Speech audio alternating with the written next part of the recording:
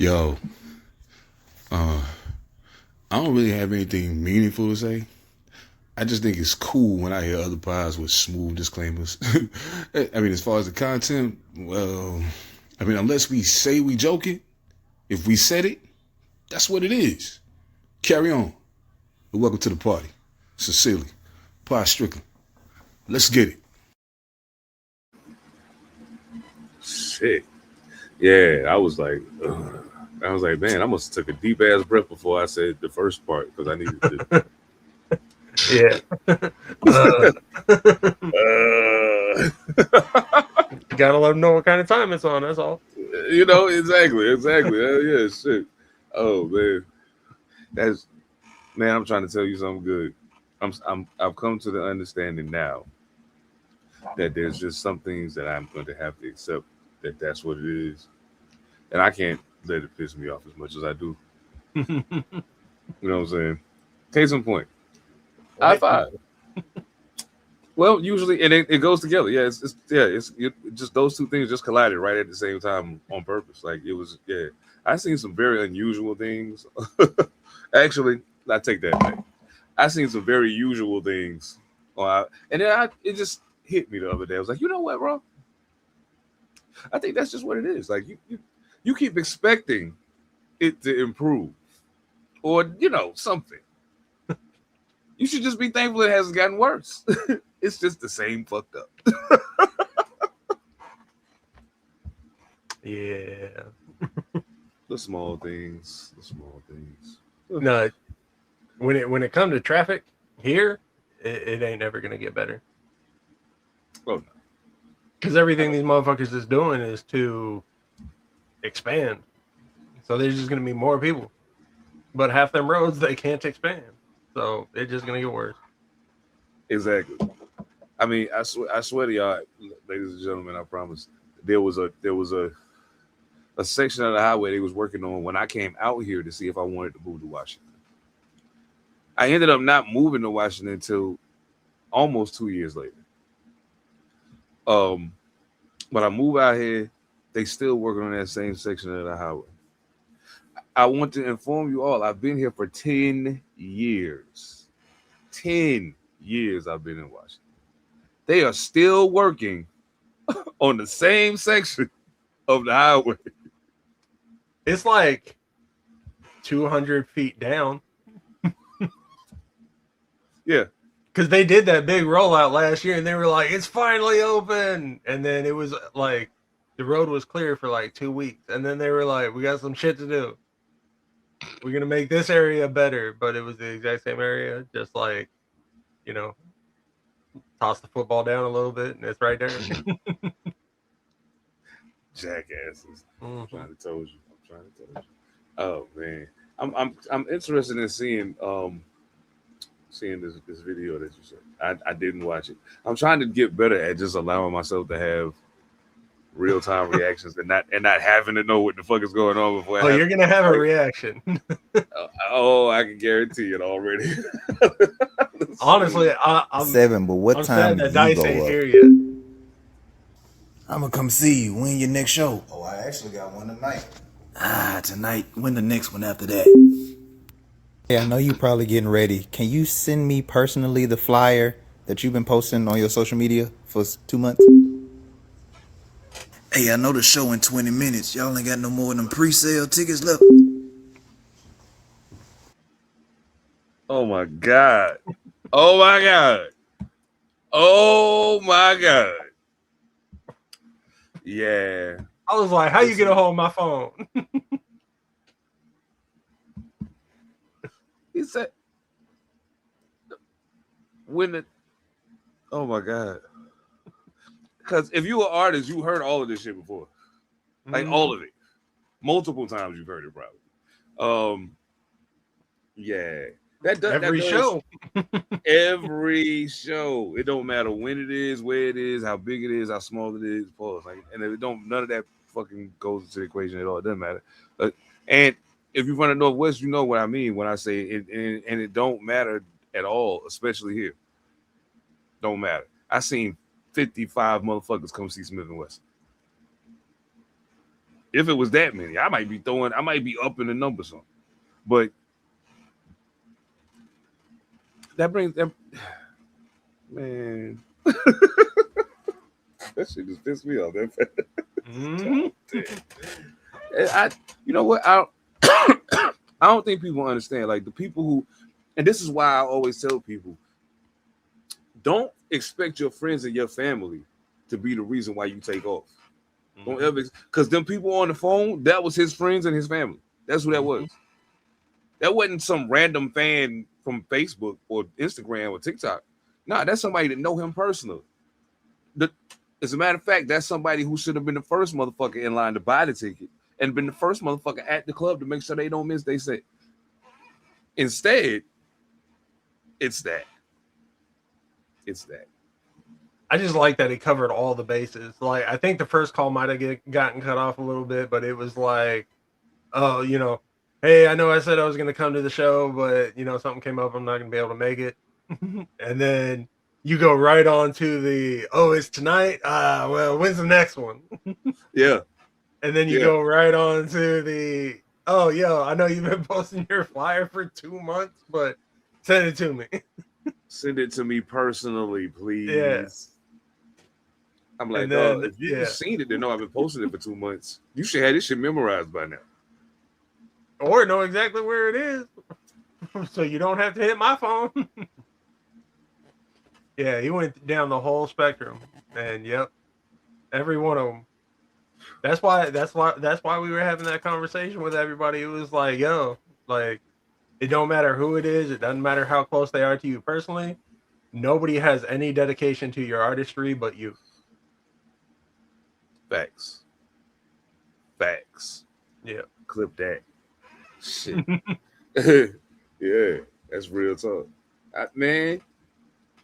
Yeah, that burns my, especially when I see places that are either fighting to establish a scene, and you can tell they're trying. You know what I'm saying? And like there's a genuine, you know, effort by the artist community to build something.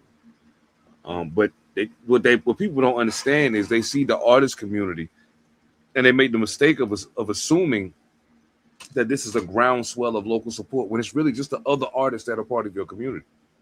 Like half of the time you see them shows and the building look spotty.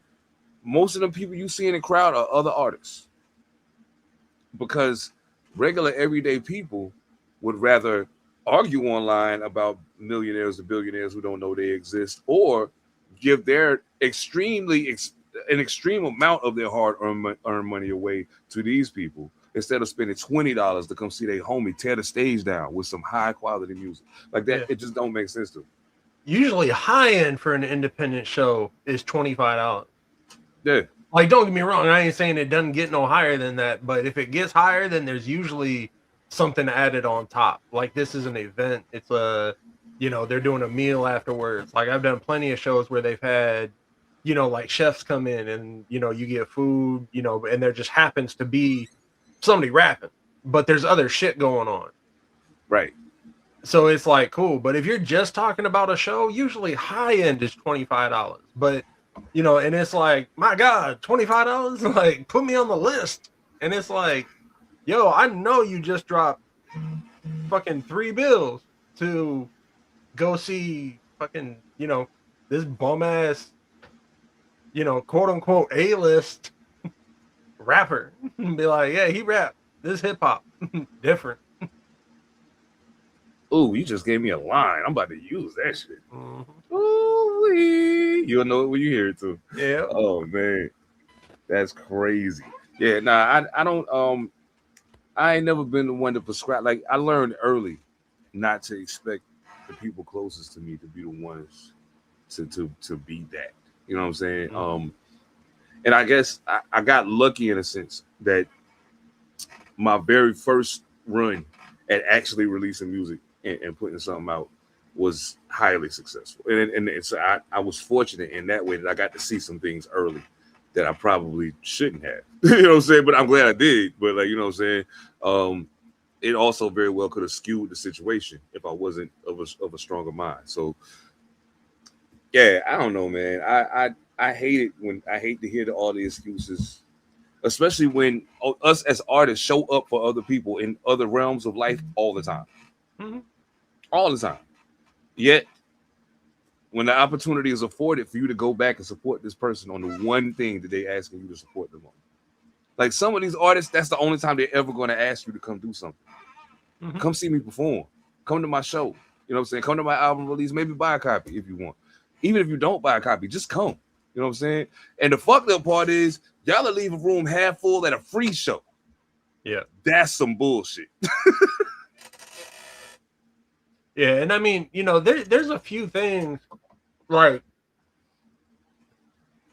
the whole point of going out to independent shows is to find, like, not only to see somebody that you might already like, but to find new people. Like, there's a reason that the lineup is the lineup. Absolutely. So it's like, if you think this person's dope, chances are you're gonna fuck with at least some of the stuff that everybody else is doing. So, like, stay for the whole show. Hell yeah. But somebody will come out for 20 minutes and, you know, see their man's rock, and then after that it's like, okay, I gotta go. And it's like, all right.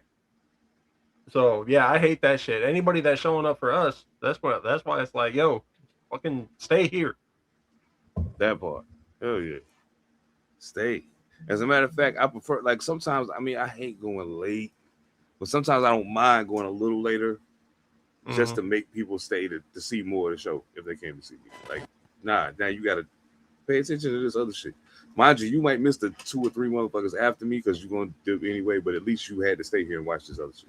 So, yeah, I don't know, man. I think there's a huge lack of respect for artistry because it's so readily available so freely. And again, this ain't another, you know, assault on the internet. Oh my God, nah, it ain't that. It's just being a person who got to observe it from the other side before all of this. Like, some of y'all, this all you know, so I can't be mad at you. But for those who know better, that didn't, like, it's like motherfuckers didn't even try hard enough to try to keep some semblance of that in play. You know what I'm saying? Like, it's like, oh, okay, we just gonna go with it. But why? Why? I don't know. That's just crazy. See, even with that, like,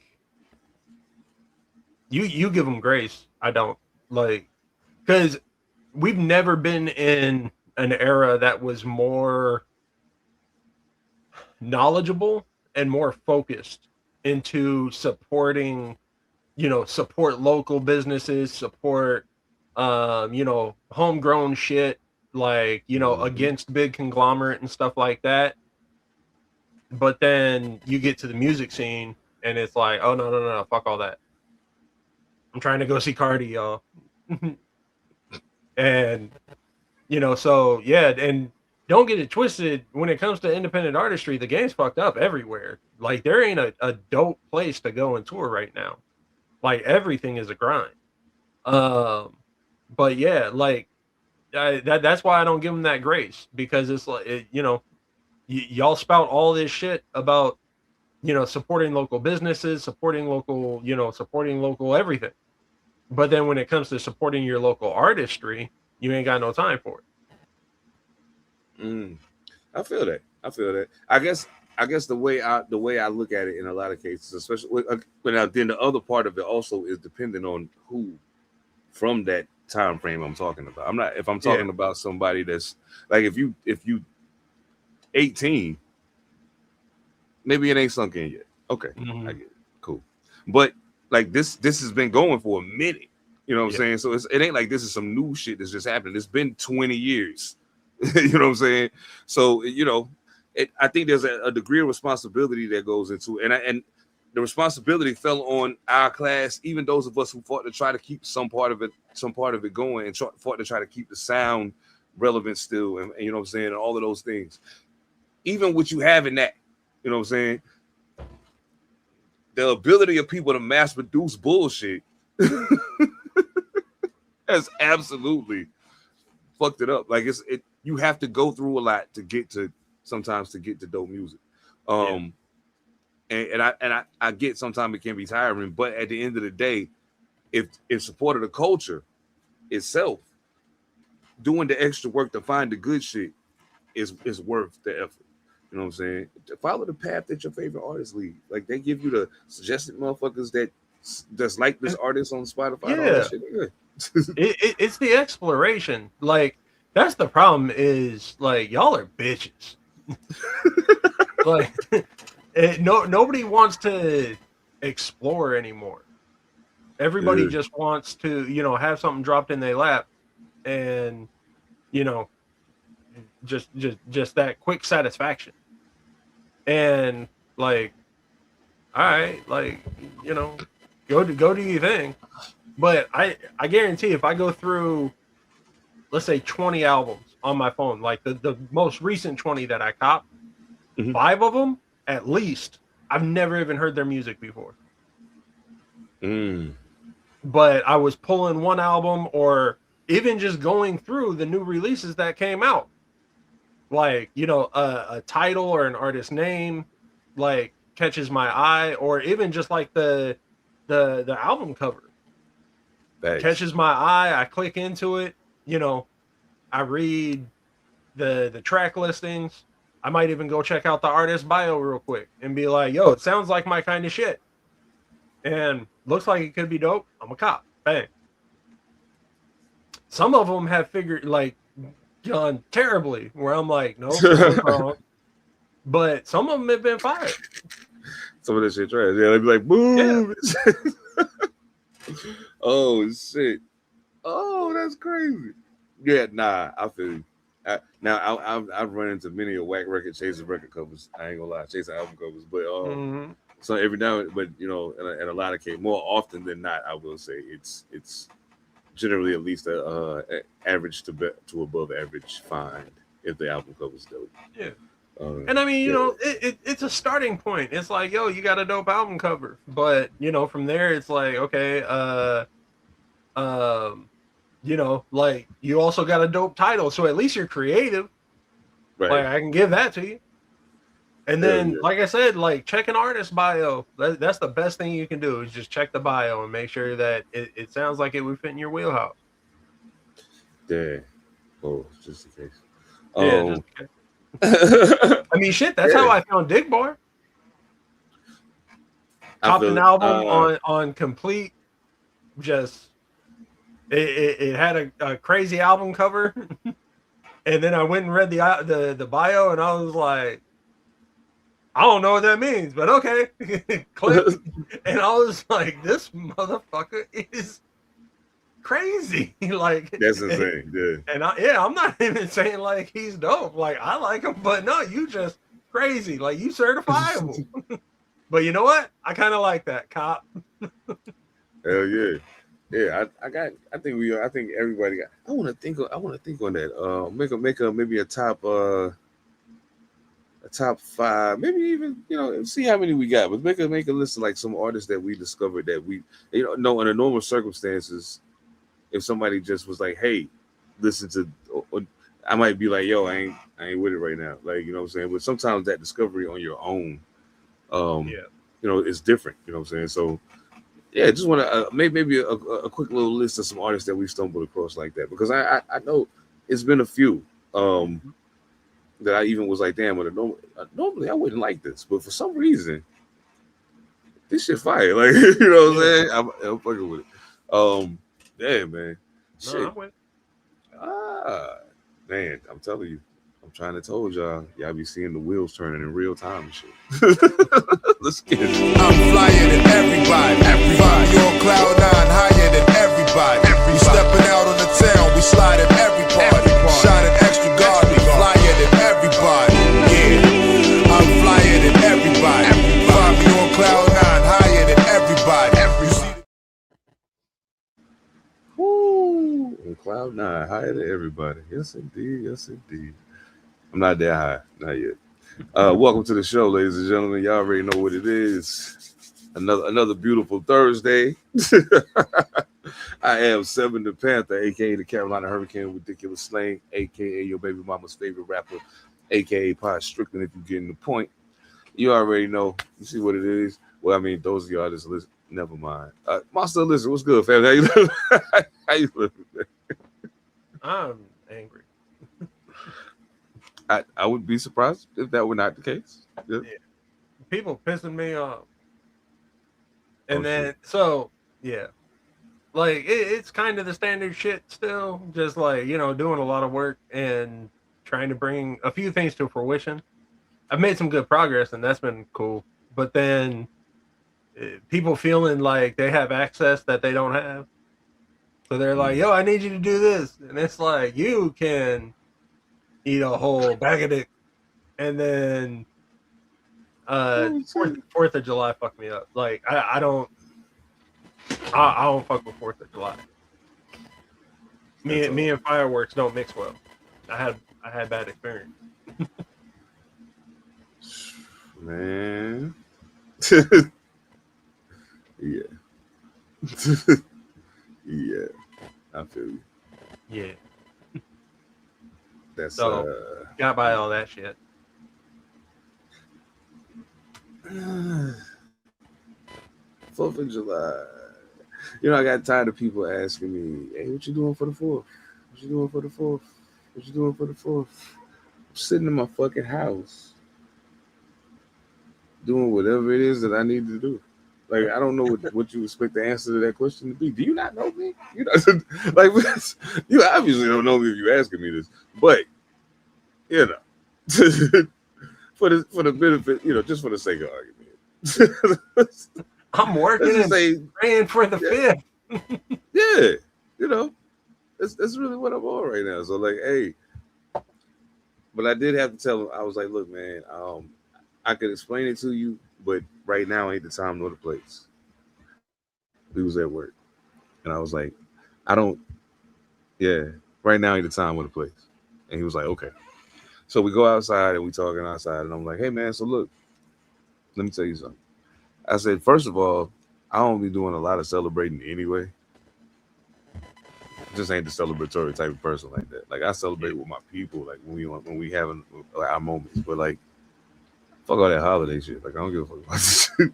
I said, now conversely, I don't want you to feel no type of way. I kind of feel the same way about Juneteenth at this point. I don't give a fuck about this shit. It's like, you know what I'm saying? I mean, I care, but the way that people be out here faking the funk with their celebrations, I don't got time for that shit. Like, the spirit, bro. You feel me? Like, so yeah, man. I was like, bro, listen, the spirit of it lives in here, but all of that shit, they can keep that shit. You know what I'm saying? And so he understood where I was coming from, and that was good. But at the same time, he is a very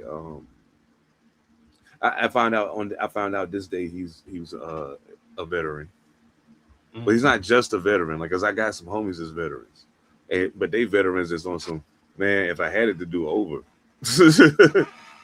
fuck that shit. You know what I'm saying? But he ain't one of them. Like, he one of them. Like, he thinking about re-enlisting and shit like that. And I'm like, yo, you wild, son.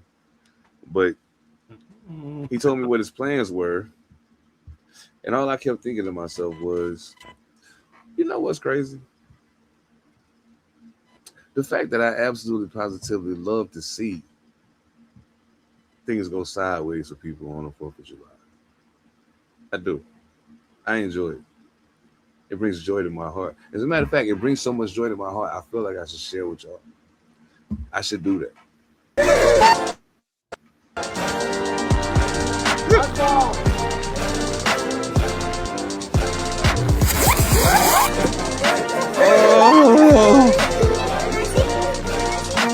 Oh no! Oh my god!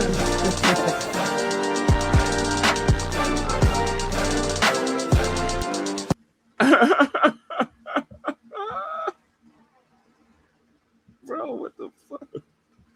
Bro, I saw so many.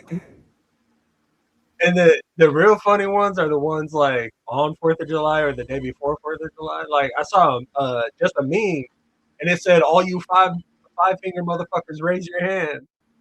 And I'm gonna ask again on the 6th. I bet the number's gonna be different. I was dying. Oh shit! I love it.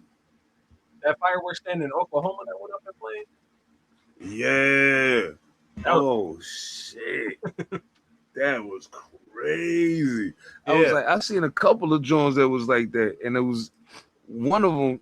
It was crazy how it happened. I can't remember where this one was at, but it was crazy how it happened because, like, the fire starts, and then like you see some like bottle rockets and shit like that shooting off, but then like before it go boom, like you hear like all the M80s and all that shit, boom, Yeah. boom, boom, boom. It's like it crescendoed and shit. Yeah. I was like, yo, that's wild. The fire reached them big motherfuckers in the back. Yeah. Oh my goodness! If anybody was in that bitch, they were like, "No, Yeah. no." I hope nobody. I saw another one where it was a family, and the whole thing was on like their doorbell camera, Oh shit! and you can see a firework go off, but just like in that video, like you can see like one stray flare just go mad sideways. And apparently it landed on their fireworks storage that these dumbass motherfuckers decided to put right on the curb, like 20 feet away from the firework. That's So crazy. yeah, flare goes, hits all that shit. All of a sudden, World War III breaks out. You see all these fucking kids rushing for the door, but they can't get the door open. And then finally a parent comes up and is like doing the same thing. And the whole time they got fucking fireworks shooting right at them. So they duck in, it's like, finally they all getting into the house and this shit's still popping off. And it's like, y'all are dumb as hell. Oh my good, yo. See, I ain't never really been to fireworks like for a number of reasons, but like yeah. You know, environmental and all that too. But like, yeah, that shit fucks with me. I ain't gonna front. Like, I really feel like some shit could go sideways when fireworks is going on. Cause I understand.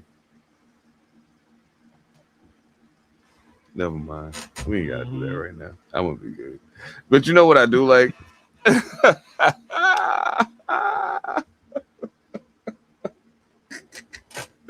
Oh shit. Yo, the one word that has been reintroduced to my regular vocabulary in terms of sharing ideas with people is expansion, right? Yeah. So, because sometimes there's an idea that exists and people think they get it until you expand on it. So, you know what? I have a prime example of this expansion. Ass niggas, I'm not exclusively talking about black people. Yeah, bitch ass niggas come in all colors, shapes, and sizes. Yeah, that's right. Bitch ass niggas is gender fluid.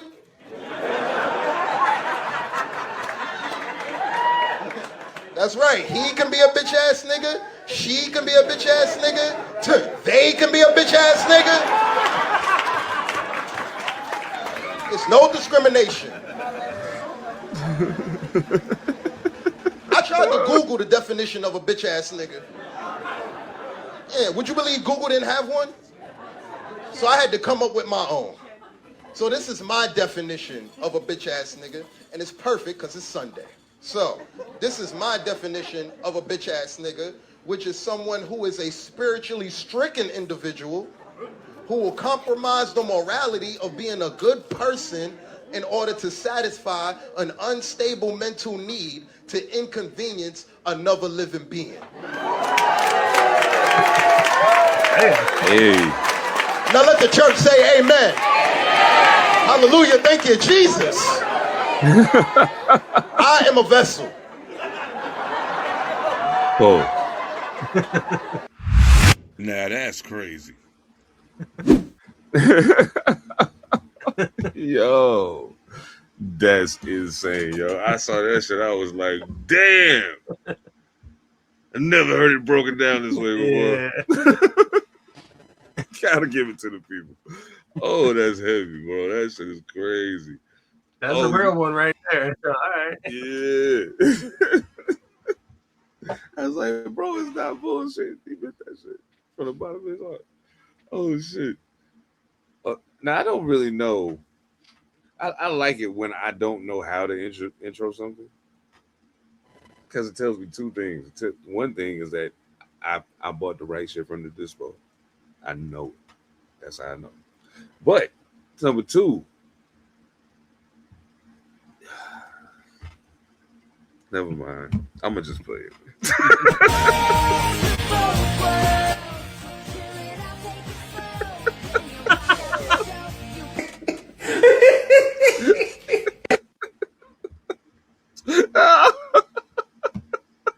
What the fuck?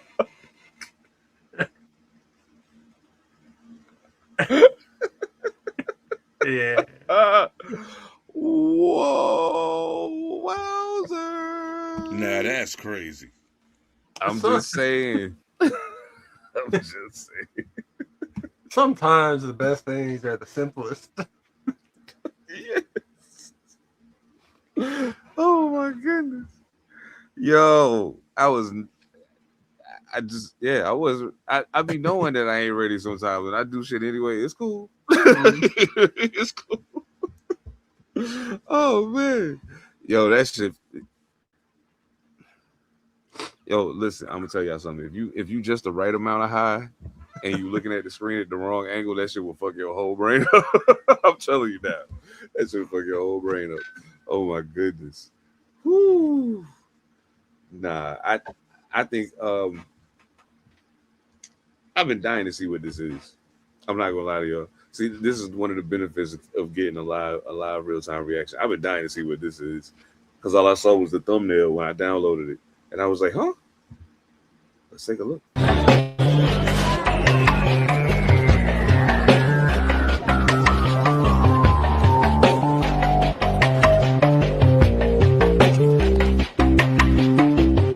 Are they smoking? Or are they gay? It's okay to smoke. Yo, what the fuck? Swear to God, I'm gonna build a segment on just like old 80s commercials and like infomercials and training videos. Cause they don't miss. Yo, that is wild, bro. Oh my goodness. I was not ready for that. I was not ready for that. Oh wow. Okay. Oh shit. You know, I found a thing that I enjoy very much on the social media thing. It makes me laugh every fucking time. And we've played several of them on here. When somebody says something and they're so standing on what they said, but then the person stitches it or cuts in and they're like, hold up, motherfucker. Mm-hmm. And then they tell them to show enough for real truth. Well, you know what's crazy? That can be applied in many, many different ways, in many, many situations. Wait a minute. What did I do? Did I do what I think I did? I did what I think I did. I think I might cry right now. I'm not gonna cry because that'll be some whole shit for me to do. I'm gonna come back to that. But right now, I want to slide to this next shit because I don't know what it is, and it makes me very anxious to know the name of it. So I need to know what is going on over here right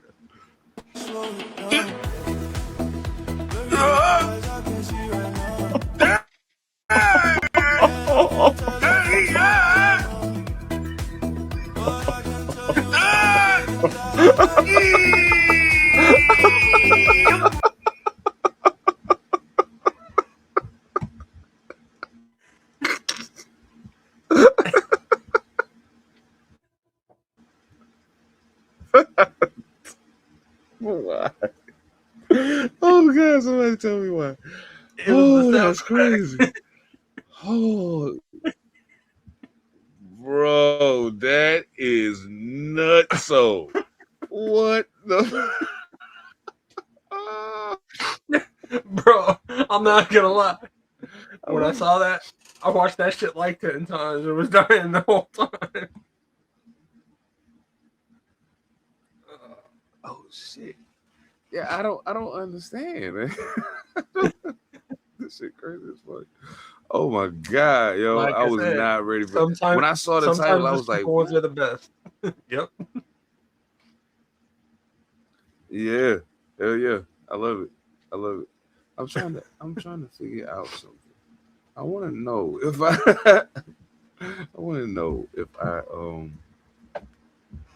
da-da-da-da-da. I think I might have done that. Yep, I did it. I'm gonna tell on myself. It's okay. It's okay. I'm not gonna cry about it right now. I'll wait till I get off there. So yeah, fuck that video I was gonna share, but that's okay because we got the gift that keeps on giving. One, Mr. Sean, you know what? I don't even want to say his name out loud. I feel like it might be saying Candy Man. You know what I'm saying? Got the Candy Might Man. show up with some baby oil.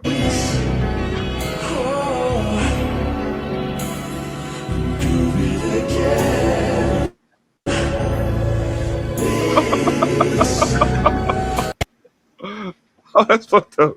That's fucked up. Oh, that's fucked up. Got the VR headset and underneath the dash. That is crazy. Oh my goodness. Hell yeah. I can see that. I can see him hopping in that the first day out, which seems to be getting closer and closer. Yeah, I don't know Every why time they had go to put court, Mike at the end of it. Yeah, Everybody that was real knew who funny. that That's car why I'm belonged like, to. oh. Yeah. Like, come on, stop playing. Stop playing. I swear to you, man, I honestly believe that Michael Jackson was like, okay, all right, thank you so much. I love you all. I don't know what the fuck that. Can you pass the weed, please? Like, thank you very much. I can't keep talking in this high ass voice. I need more helium. What the fuck is happening out here? Oh man. I just Michael Jackson got a deep voice. Stevie Wonder can see. It's a whole lot of shit I think that people would be like, boy, go that way. But I'm trying to tell y'all. Trying to tell you. I feel like Eddie Murphy when it comes to Stevie Wonder. Cool. Playing the piano, singing all that. You ain't got to move nowhere to do that shit. Come drive this motherfucker, then we can talk about it. Oh, shit. Oh. That shit is, yeah, I need to watch Eddie Murphy, man. Stevie Wonder fuck around and whoop somebody ass. The motherfucker be like, sneak me down this bitch. Oh, man. Shit. Oh. Speaking of sneak me, I know you've been on your shit, man. I know you know what I'm saying? I think seen you do some shit the last time we was around the way. I was like, hey, hold up, what the fuck you been watching? Like, Oh, yeah. I know you've been getting into your thing there, you know what I'm saying? Shit, you got some shit you want to share with the people, my brother? No doubt. I can break down this week's Well, in lesson. that case, let's get it.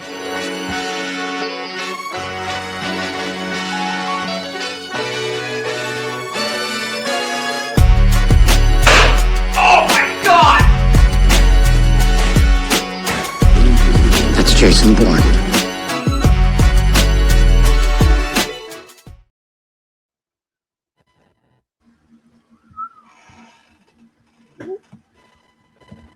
Oh shit. Go there. There we go. So, y'all know that I've been training, getting back into it, trying to get it right. I've been getting into a lot of different art forms. I went over that last time. And then I started looking at everything, and I think one of my favorite art forms isn't necessarily even in martial arts, it's the art of distraction. Seb looks like he's struggling. I am just a bit. Oh, you got a fucking kid, right? They all gone? Nah, not all of them.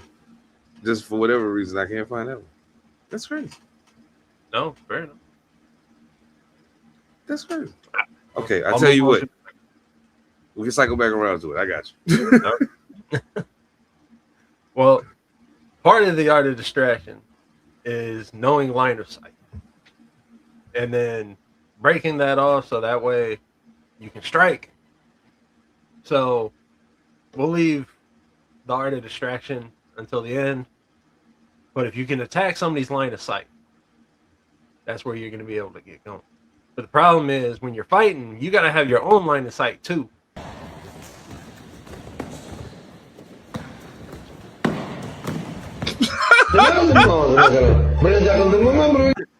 And really, any sight helps.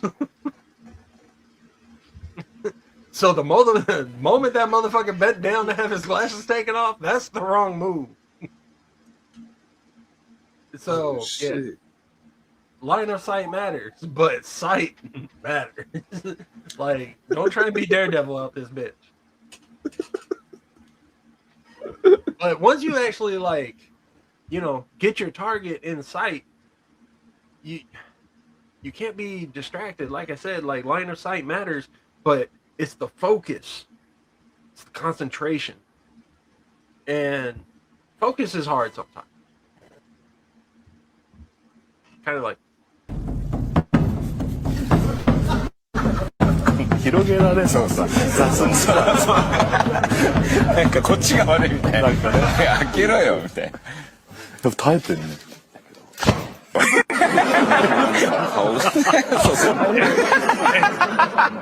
でも結構やっぱ高校だから耐えてる。こっからが怖いですよ。See, mad focus. でもね。Wouldn't count as happy feelings. Wouldn't count Zen. Oh man, situation wasn't what it thought. あの子とあなたが来た。素材が皮やばいよ。皮。やばい。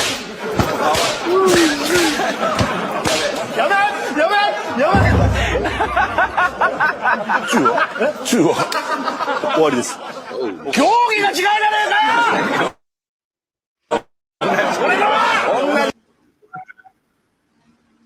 Yeah. So you have to maintain focus at all times, even when the situation doesn't go to plan. Like him, you gotta stay focused. Because, like, I'm a big dude. So a lot of people that I would run into the streets that might start some shit, I have a size advantage. But that's not always the case for everybody. And it can go bad when you're fighting somebody bigger than you. So you got to be prepared and you got to be focused. But if you're not, bad shit can happen. Work on a sweep that works really great against a larger opponent. So I'm going to demonstrate with my partner here, Tyler. Tyler's about 270. I'm about 150. So let's take a look at this and see how it goes.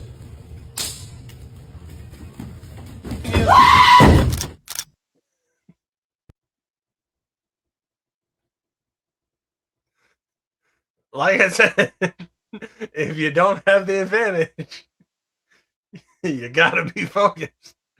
Otherwise, bad shit can happen. So be ready.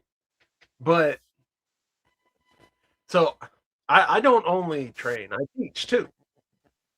And my problem is, like, every now and then, you know, one of my students will come up and they'll ask to be taught some shit that you know they shouldn't be learning. And that's when it gets really frustrating, because usually they don't take no for an answer. And then you got to kind of convince them and show them why that's not a thing you want to learn. But some of them just get wild.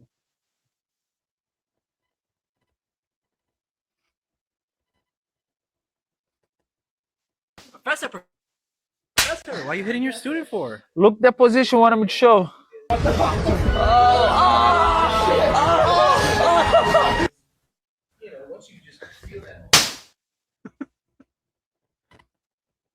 Some things shouldn't be taught. I don't know what kind of jigsaw fucking training this guy went through. But yeah, he grabbed and sawed. That's great. Yeah. So he deserved all them slaps. Oh my god. Yeah. Oh my god. Yes. Okay. Now, I have the initial art of distraction ready to roll. So all of that, it just takes us right back to the art of distraction. But again, there are some things you shouldn't do to distract somebody, like the last video. But the art of distraction is necessary, especially if you're dealing with a bigger opponent. Because if you can break their line of sight, you can get a momentary advantage. Park your phone. Park your chip. Park your penny. Park your rice. Park your dogs. Park your fish. Park your glass. Park your fish. Park your fire.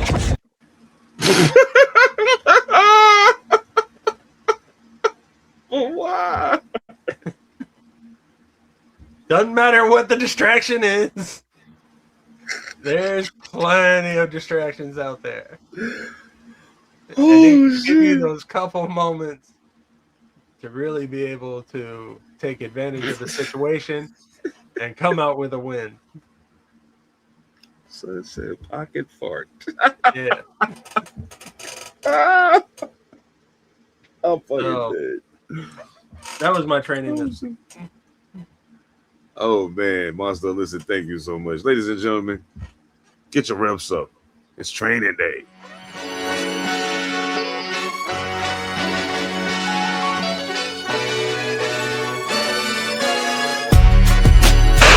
Oh my God!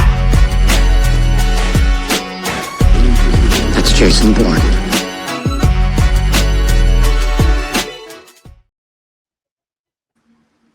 Yeah. Oh man, I love that shit. Oh, before we slide, it's only right. I gotta play this video because I was gonna play it doing crazy and I couldn't find it because it was hiding in the depths of the ethers of the nets of all the things that are happening in the inter. So, but I felt like this was a great public service announcement for those of y'all who are more of the more passive variety. Teaching our children, if they hit you, hit them back. Somebody gives you a 2-piece, you got to feed them the whole buffet. If they ring your bell, don't just answer the door. Make them forget your address. Oh, they brought you a knuckle sandwich. Cater the whole event. If they come at you with a swing, you got to give them the patio, the porch, and the property line. You ain't lying. He said, and the property line. Yo, that's crazy. Oh my goodness. Yeah, dude was crazy. I was like, yeah, fuck that. Yeah, I mean, that's a tricky, like, yeah, I definitely taught my kids that for sure. If they, especially if they put their hands on you and the people that's supposed to be keeping them from putting their hands on you ain't trying to do shit about it. Do what you gotta do. It is what it is. But like, you know what I'm saying? Shit, I don't know. That's just I've taught my kids and every one of the students the theory of you shouldn't throw the first punch was built by people that were either never in a fight or were looking to get somebody killed. Because you might not know this person across from you. You don't know what they're capable of. So if you give them the first hit, that might be the only one. exactly. So if it might be Kimbo Slice and you don't know it. Like you better handle that as soon as you know the aggression has reached that point. Yeah. Once you know it's there, that's fuck that. Yeah, I ain't an advocate for violence. I'm an advocate for intelligence. Mm-hmm. Yeah, and it ain't a matter of starting the fight. Somebody coming at you and getting within your personal space in an aggressive manner, that's starting the fight. Oh yeah, for sure. I tell anybody that listen, the first lick ain't necessarily got to be a hit. It's other things that you can consider. Mm-hmm. You know what I'm saying? The jump off. You know where it's going. Stop playing. Shit. Oh, and I man. do promote to every student to go out and properly learn the art of de-escalation too. So it ain't like I'm saying just go wild. Like you try and de-escalate the situation first, but the moment that they get close enough to where if they're still coming aggressive, halt. But turn off the lights. Oh, they gonna light some candles, motherfucker. Shit. Oh, you know what? I knew I forgot something. So Monday night, we did Monday Night Live on All Purpose Podcast, which we do every Monday, 7 p.m. Pacific, 10 p.m. Eastern, where we talk that sports shit. Yeah, but we was doing that show. And I just realized that when we got to a point that we was wrapping up, and I was like, man, we about to leave, and I didn't do something very important. So I'm gonna make sure I do it tonight. And especially since I keep lighting marijuana. And you know, that can tend to turn you down a little. Sometimes you gotta have a little pick-me-up. Well, can't think of a better pick-me-up than W. But don't take my word for it, try it yourself. Go to w.gg, use code Pantha Politix, all one word, save 10% off your order. Listen, I don't know what kind of energy drinks you drink. Not asking, not prying into your personal business. But if you're trying to get something real fly, like a flavor that you don't see every day, and if you want to not only get energy, but also be focused, and at the end of it, if you don't want to feel like you fell off a cliff, that'll be what you need in your life. But we'll be back. Put your hands up. It's time to take our respect. You got to shine. I'ma take all that's left. Cause this is a verbal sticker. I spit the flames at your chest. Come to the stage, start embracing the best. Nigga, I want the limelight. This is my mic. But I watch nights and it shine bright. I want your mind right and your eyes right here. Give me what you got. As far as energy, I want that. Nah, seriously, up against the wall, run the contract, dog. It's a dark era, don't make the God clap on your head, chest, or neck. Show all due respect to the 2K. Old dog with a little bit of Omar with just enough we pay the floor, y'all. War raw riddles, not those nursery rhymes that y'all scribble when the drop. Watch these young stars spit. Yeah, just like that. Sound chamber versus whoever. Versus whoever. I said what the fuck I said. Yeah, I said what the fuck I said. With that said, though, we get ready to switch gears, man. And you know what? I'm gonna tell you, I'm gonna give y'all a little peek behind the curtain. Most of the time, when we switch gears from one topic to the next one, and we got some kind of video interlude in between those things, 9 times out of 10, Monster Elicit came up with it, and I'm glad because I'll tell you why. A lot of times I'll be like, this will be a dope interlude to bring us over to the. But no, then it turns into a 2-hour conversation because I picked some old off the wall. Why the fuck do we have to go there? Like, nah, don't do that shit. Like, let's keep it simple, make it funny. Let's get to the next shit. And I love it. I absolutely fucking love it. If y'all don't know by now, like how a director or producer brain works, man, y'all don't get it. Y'all don't understand. I'm gonna just play this shit for you. Fuck it. Balls you can trust, I ain't saying shit. I'm pulling poop right out my butt. Yeah, I'm fucking playing with it. I'm fucking playing with it.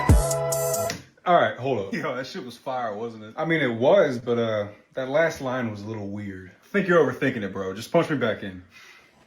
I put the jewels in the compartment of my Bentley truck. I be at the Olive Garden, nothing loud as fuck.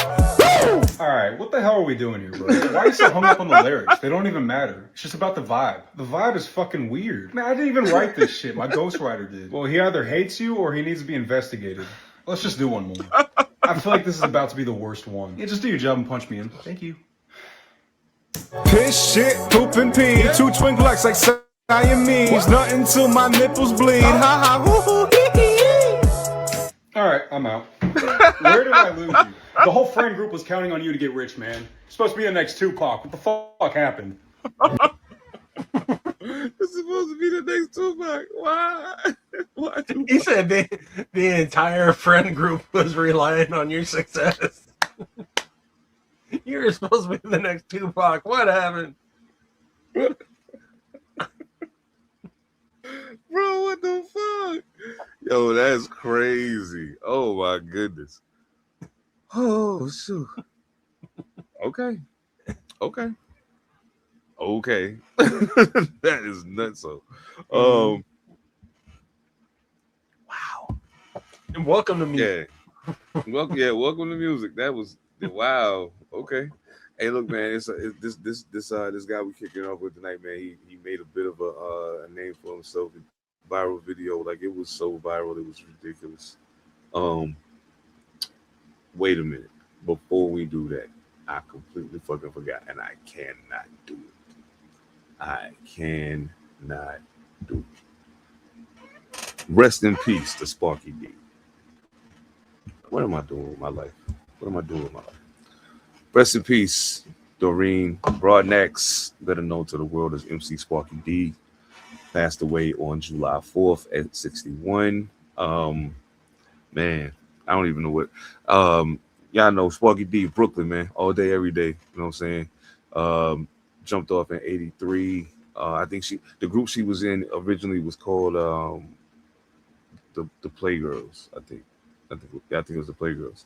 And then of course, you know, everything changed in 1985 when she dropped Sparky's Turn, Roxanne You're Through, throwing her hat in the arena in the infamous Roxanne Wars, started by UTFO and Roxanne Shante. You know, her and Shante made a run of it. You know, they had some really successful records going back and forth at each other based off of them battling each other behind a song that wasn't about neither one of them. It was great. Like they at one point they was even coming to they was doing shows, they was doing tours, doing shows together, coming out with the boxing gloves and all this shit. Like, yeah, it was real crazy, man. It was real crazy. You know, when I think about Sparky D, I think about her voice, I think about her cadence, her delivery, very powerful. Later on in life, you know, she had her struggles. Later on in life, she did though. She came back full circle. But she did switch over to Christian rap. You know what I'm saying? Hey, you found your haven, Queen. That's all that matters. Yeah. Rest in peace to Sparky D, man. Jeez Louise. Real MC. You know what I'm saying? That's crazy. Oh, why we talking about real MCs? Let's go ahead and talk about some real MCs. Jalil Ecstasy, Grandmaster D, better known as Houdini. The debut album, Houdini, turns 43 years old today. Well, by the time y'all hear this yesterday, man, that you know what I'm saying? That's classic hip hop shit right there. 43 years. Like that makes me feel like Sneak Me in this motherfucker. I must be planning on watching the Boondocks soon. That's the second time I brought Sneak Me up tonight. That's the second time I did that. Let me see. Well, nah, man, I don't know. What do you got a favorite Houdini joint? Not one that I can name off the top of my head. Like, mad respect. It's been a minute since I've Oh yeah. But yeah, not one that I can name off the top of my head. Yeah, and I mean the first album, you know what I'm saying, Houdini, it was it's got a couple tunes on there. The Haunted House of Rappers on there. Mm-hmm. Nasty Lady was on there. Fucking what else was on If Nasty Lady is the one that I'm thinking of, that might be one of the shit that I would throw out. Oh shit, hell yeah! And I think that one of my favorite Houdini songs, Rap Machine, was on there. That was yeah, man. Salute them Houdini, man. Bona fide legends in the game, man. You know what I'm saying? That's whew. Speaking of people with legendary status, but this is a bit of a downturn in the energy here just for a second. Strange to associate this guy with a downturn of energy. But Mystical was transported to Angola prison today or yesterday to begin serving his 20-year sentence. He will be in the same prison with C Murder, but I have every reason to believe with the charges that Mystical is going to be held is being held under. C Murder will not be rekindling that friendship. Mm-hmm. You know, for the sake of his own safety, if nothing else, and just out of integrity. That's some terrible shit. Look, I ain't on no cautionary tale shit, none of that. Like, we all grown. We all grown. This is real nigga shit that we talking about right now. Don't idolize niggas like this. It's simple. Like, stop letting the motherfucker that do wild shit like this in your family slide. Like, don't let that shit slide. Fuck all that. What happened in this house? Stay in this house. That's what gets shit fucked up. That's what get people mental health fucked up. And have motherfuckers out here shot out, just going the fuck off, doing whatever. You know what I'm saying? Like I always thought that shit was dumb. You know what I'm saying? Like I don't know. I ain't gonna go too crazy in that right now. I'm just saying, it's just crazy. It's just wild. Let's get some music shit, man. Let me get my mind on something different. Yeah, that gentleman I was talking about earlier, who caught his viral moment because he didn't say nigga, his homeboy did, but y'all kept saying on your captions he said it. Shut the fuck up. Anyway, the homie Contrast back in the building with a new joint called Surf. Hey man, I you know that I ain't gonna lie, that On the Radar freestyle was kind of like my introduction to him. But I immediately went to go find more because I was like, yo, this is wild. Yeah. So how was you feeling about Contrast's latest joint? I thought it was cool. I got a little hung up on the beat. And it's not even that the beat was bad. It's just it was one of those beats where you're constantly looking for the bass drop. Like you're looking for that big drop to come through. And the thing is, like with Contrast, like he can rap. So he could, like, I think with a little bit of flushing out of the beat, the tone of it worked really well. Like, so it really worked sonically with his tonality. Right. So it was a good marriage. I just wish the beat was a little bit more developed to kind of fit the vibe that he puts out. But overall, he rapped his ass off, and like I said, it was a good marriage. It's just I don't think that the beat came up to the par that he was at. But yeah, he still did his thing though. So overall, I dig it. No doubt. And the beat's not bad. I just wish that it would have gone further. Yeah. I think I kind of was feeling the same in regards to the beat. I oddly, like, normally that style of beat would turn me off. You know what I'm saying? Mm-hmm. But I was digging it. I was like, yo, this is kind of cool. But like, yeah, I always was waiting for the beat to take the next step. Like he was stepping on that shit. But like, mm-hmm. And he has proven to me that he's more than just the I caught one on this viral moment on the radar guy. You know what I'm saying? Yeah.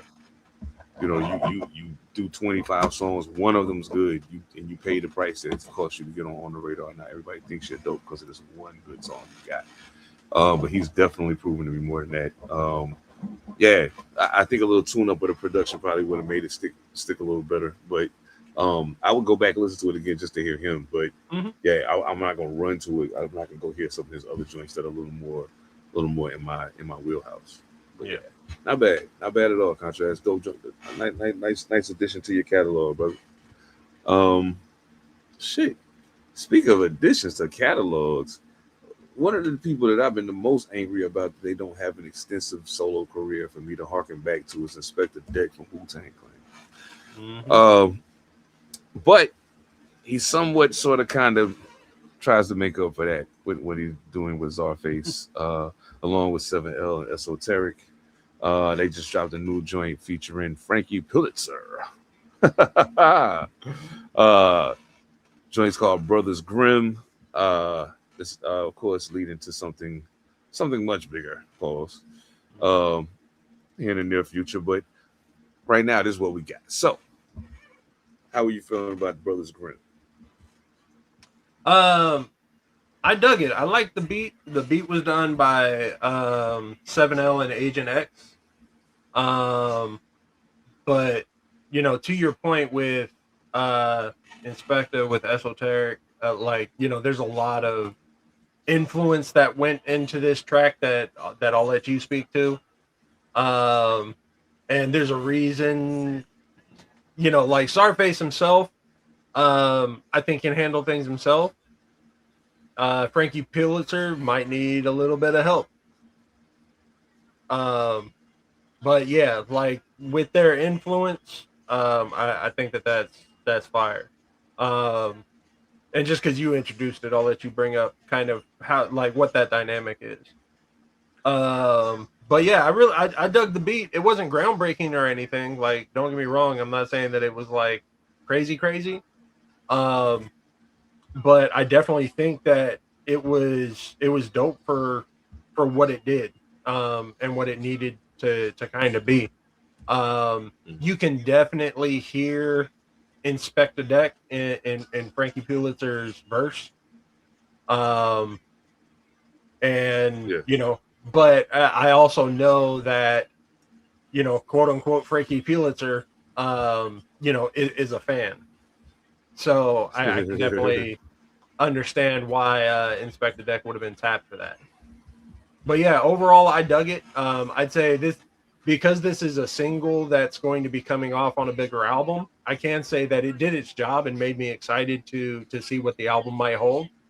And when you're looking at this cover art, you know, you can tell that there's, you know, some accent that's going to come into this.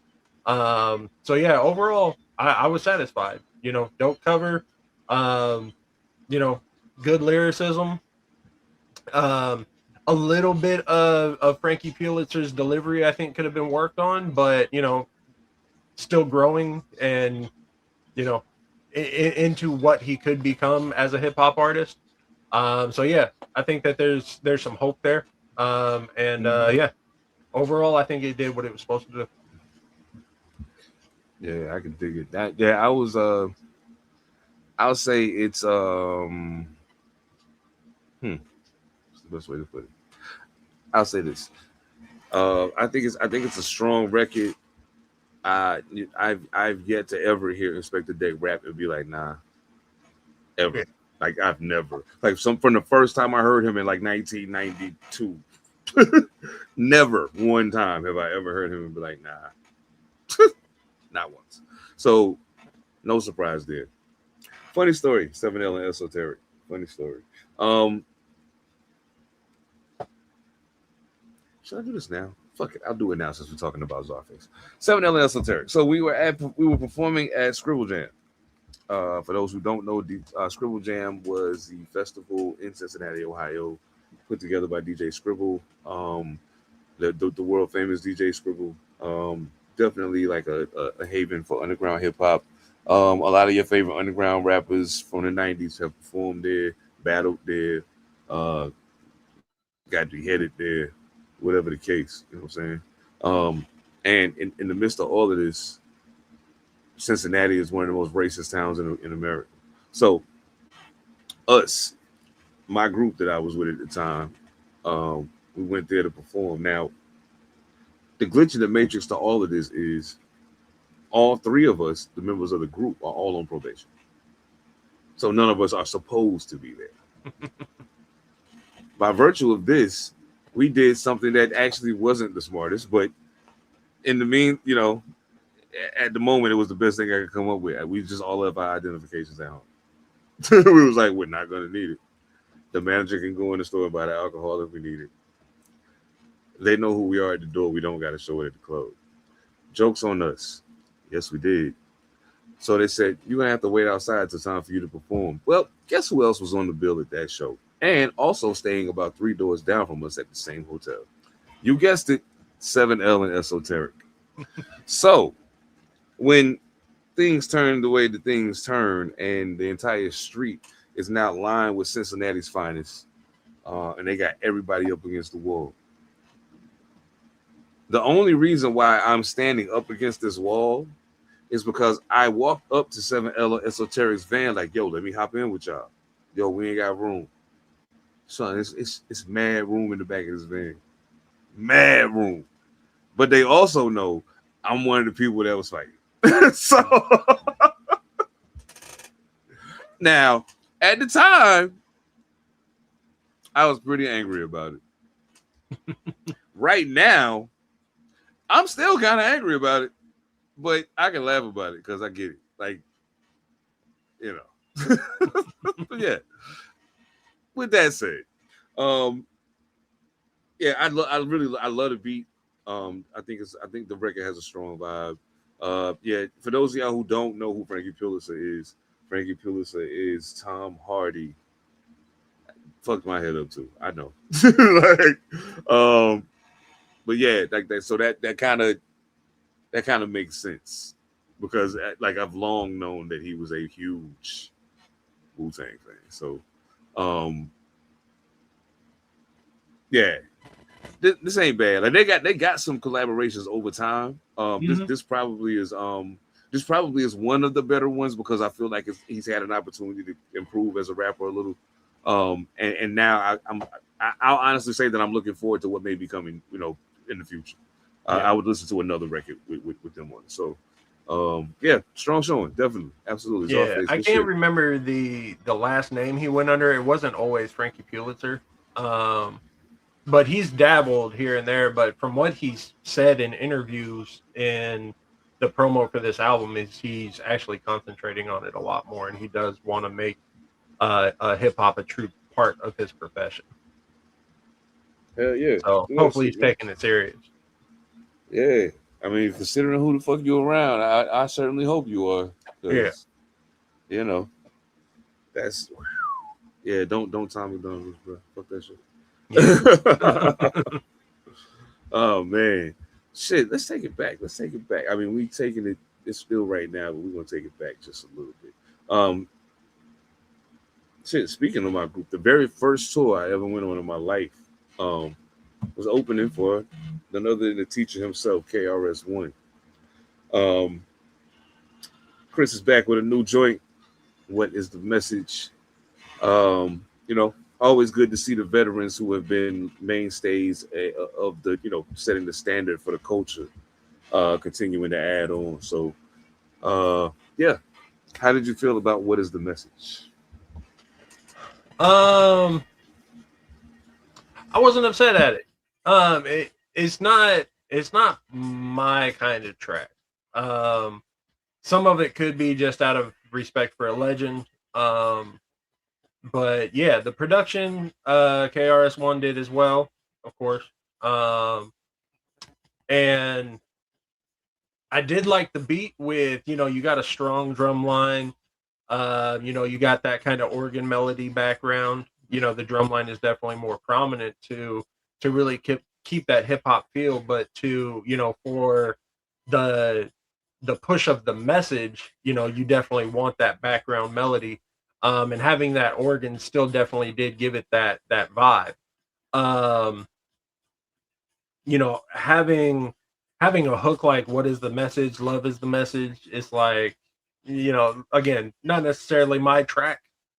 But if I get beyond that and just get into the verse, I actually did write down a couple bars just because I was like, like there's still something there even for me. So he tossed it down. He said, "I'm the teacher, scholar, professor, the philosopher, holler. I'm that. See why these other rappers take your mind with a blind rap. I'm the type of MC to give your mind back. I rhyme raps, gun bars. I don't mind that. I'm the first conscious rapper to show you where the nine's at." And I was like, you know what? Yeah, for the type of rap that I don't really fuck with, like, KRS-One really knows how to walk that line and show that, like, yeah, I've done some shit. It's not where I'm at now, but don't get it twisted. I've been that dude. So yeah, I can fuck with that. So overall, I dug the track. It's probably not something that I'm gonna, run to on a regular basis, but I'm definitely gonna keep it on, my singles playlist. And when it comes up, I'm gonna be happy to listen to it. For sure. Oh yeah. Well, I'm saying for sure. I mean, just in acknowledgement of your review. Yeah, I don't like it. I ain't going to. I don't like it. I listened to it 2 times to make sure I didn't like it. I still didn't like it. I was like, yeah, nah, I'm cool. Like, yeah, like you said, it's some joint. It's just, he said some things like nobody can say KRS-One can't rap. Like that's it may not be as potent as it was at one point, but like at this juncture he's done so much. It's just kind of like, bro, you literally don't ever have to rap again, and it's okay. You know what I'm saying? Like it's cool. Like some of these other guys took long stretches off. You for a lot of that time period was just gunning, continuing to keep gunning, and giving top tier, true to the essence of hip hop music. So, with that said, this record is absolutely positively true to the essence of hip hop music, true to the essence of hip hop culture. Even let me say that. Even with the what is the message? Love is the message. Like, yeah, that's that throwback shit. Like, cool. I don't know what's wrong with me. I don't know. Like, I don't want to hear that shit. Like, I'm just no, I get it. I was just like, okay, bro. I hear you. Like, give me some of that. Like when I heard you rapping on the reel on fucking Facebook, rapping over that new shit, and you was doing the new flow but you was barring the fuck out. Give me some of that shit. Like, come on, man. You knew it. Stop it. Oh man. Yeah, but nah, it's not a bad song, ladies and gentlemen. Don't get me wrong. I'm not saying it's a bad record. I'm just saying this record is not for me. That's all I'm saying. Yeah. But much love to Chris. Well, that's a conversation for another time. But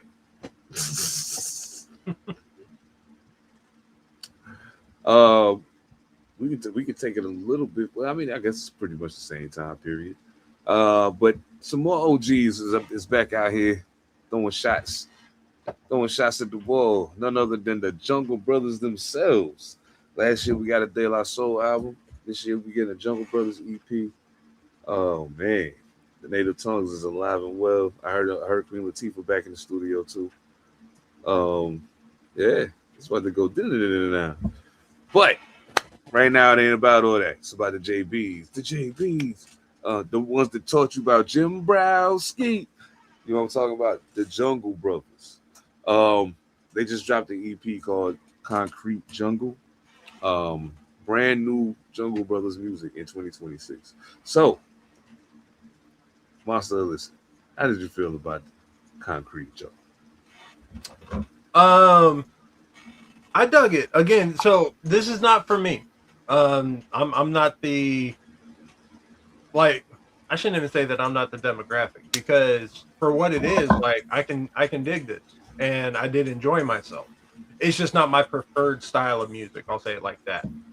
But the things that I absolutely loved was Bam produced the whole album, and it's only 4 tracks, but still, like, you still got internal Jungle Brothers production, and they still kept like their feel. Like, you still got some of that kind of like funk jazz inspiration with the bass guitars, with the horns. But you could also tell that he did take some like newer age hip hop influence. And that's not always the case when you deal with legends. Like, sometimes they just stick to what they're doing, and they're like, well, this is for our crowd. And any of the young heads or anybody out there that doesn't fuck with it, that's okay. But you can tell that they actually did explore, where hip hop has gone. And I thought that was pretty dope. Mm-hmm. Overall, as far as bars, again, like, in my opinion, solid outing for them. I'm not going to say that they're, the greatest lyricists of all time, but it still kept that Jungle Brothers feel for me. So overall, like, just being a little 4-pack, I wouldn't even necessarily go as far as to say that, like, I needed more, but just having this kind of live with what it became, some of the messaging, what very much threw me back there. And yeah, overall, I dug it. I feel that, absolutely. Yeah, and it's crazy after what I just said about the KRS-One record, but I enjoyed this. You know what I'm saying? Like, I'm not as part, and sometimes shit is about timing. You know what I'm saying? So, you mentioned the JB's project, and I was like, word, all right, let's do it. It's like, all right, so I just got to figure out when I'm gonna listen to it. It just so happened we hit a lull at work. Like something was going on with the computers. So like everything was on hold for a second.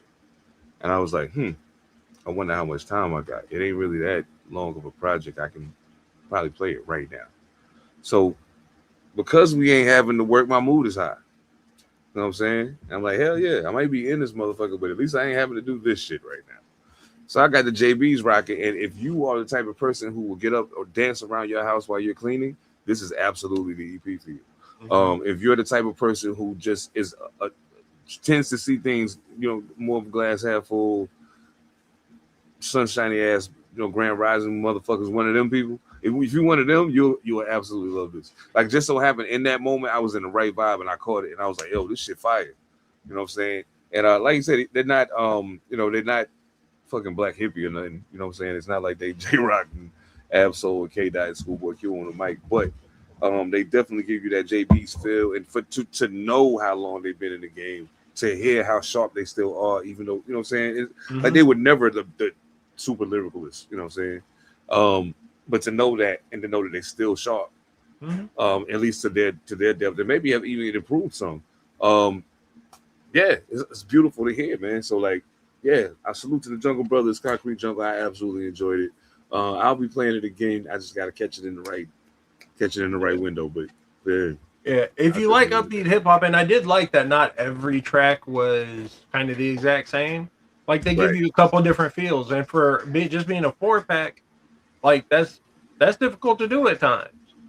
Because you want continuity and you have such a short time to do it in. But they explored a little bit. So if you like upbeat hip hop, even if you don't like the entire project of being all 4 tracks, they probably got something in there that you can vibe to.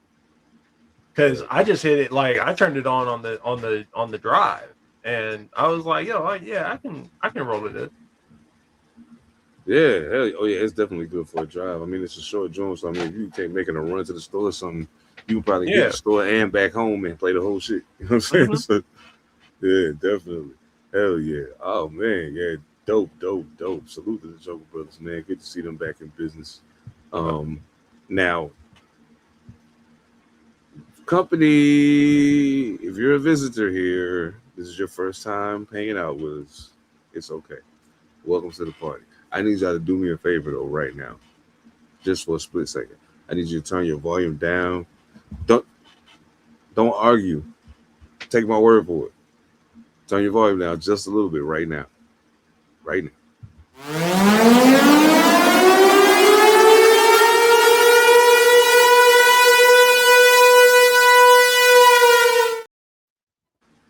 Yeah, just like that. 4 Alarm Blaze back in the building, man. Look, y'all know we don't fuck around, man. We can go ahead and get into it. They're back. None other than Boldy James and Nicholas Craven. Boldy James and Nicholas. I feel like I've said Boldy James' name more times in the last 12 months than I have his entire career.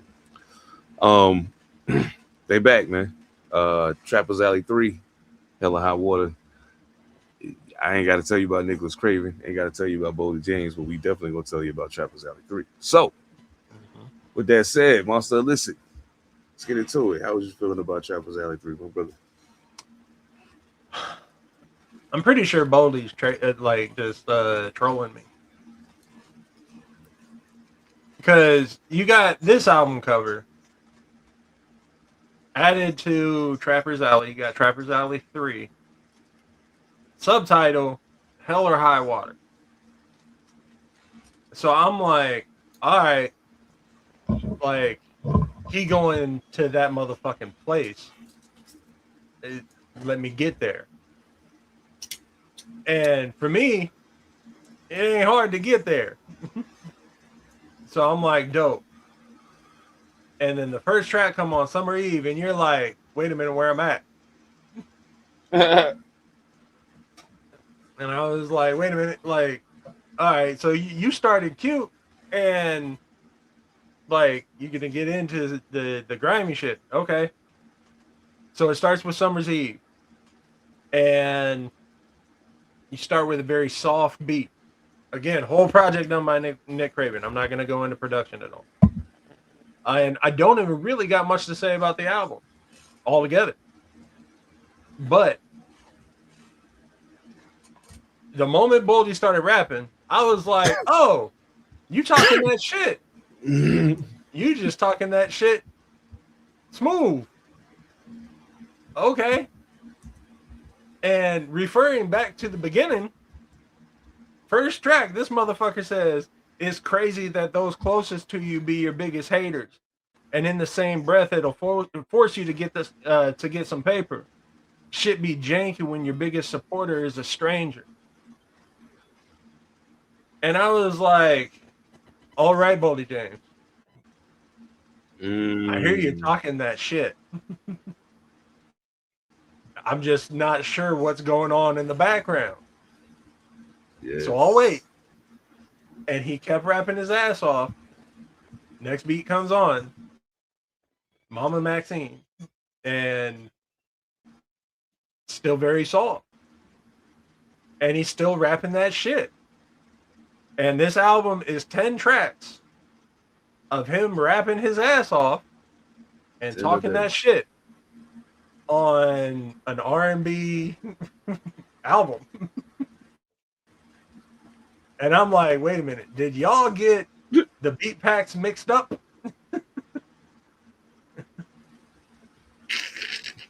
And that's where I went. Like, that was the whole thing. Overall, like I said, Boldy's trolling me.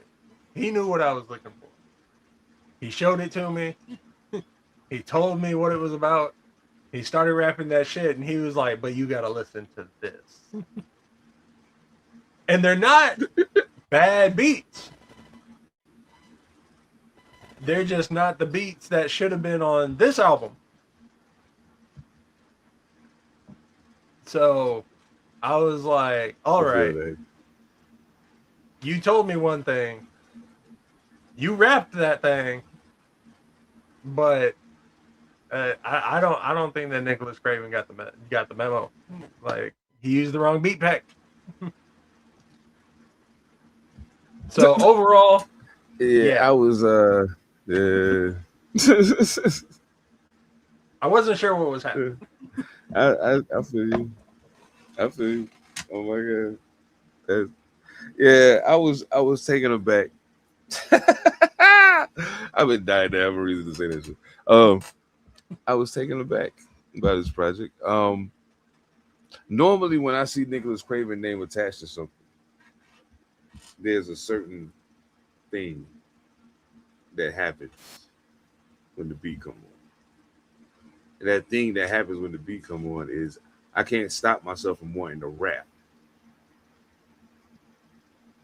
But I have to stop myself from wanting to rap because the motherfuckers that he got rapping on his beats is monsters. So I need to hear what they saying. That didn't happen to me a single fucking time on this album. I don't want to rap on this shit. I know, like, recently I've probably been seeming, nah, man, like, listen, only real talk aloud, yo, this shit ain't, nah, Nick. Boldy, absolutely. Yeah. Boldy James, yeah. Boldy James is fast, like, climbing up my list of MCs with the consistency of him being able to be so much better than other people. It's not just a here and there thing. Like, he's miles ahead of a lot of people. And he does it with such a nonchalance that you would almost think he don't want to be in the booth rapping it. Mm-hmm. He don't want to be there. He don't want anything to do with this shit. His homeboy called him up. He said, listen, I'm in the studio. I need you to come do this for me as a favor. And he was like, okay, I'll be there. And then exhale some of the most incredible shit you ever heard. You're just like, son of a, shut the fuck up. Oh, man. Yeah, nah, I feel you, though. As always, man, I support Boldy wholeheartedly. If Nicholas Craven, hey, look, I still fuck with you. I was like, this just wasn't it. And that's all right. Sometimes it don't be it. But, yeah, this one wasn't it. Yeah, I feel like Monster might be right. You might got the beat backwards, and then by the time you sent it off to get mixed and mastered, the dude was like, "Hey man," it's like, "Nah, we got to put it out, so you just got to run it. Fuck it, just go." Yeah, this shows me that Boldy has 4 more albums on deck that he's working on this year. So he was like, "No, we can't redo it." Yeah, no, this is coming out. Hell yeah, drop it just like that. Yeah. What? No, yeah, just like that.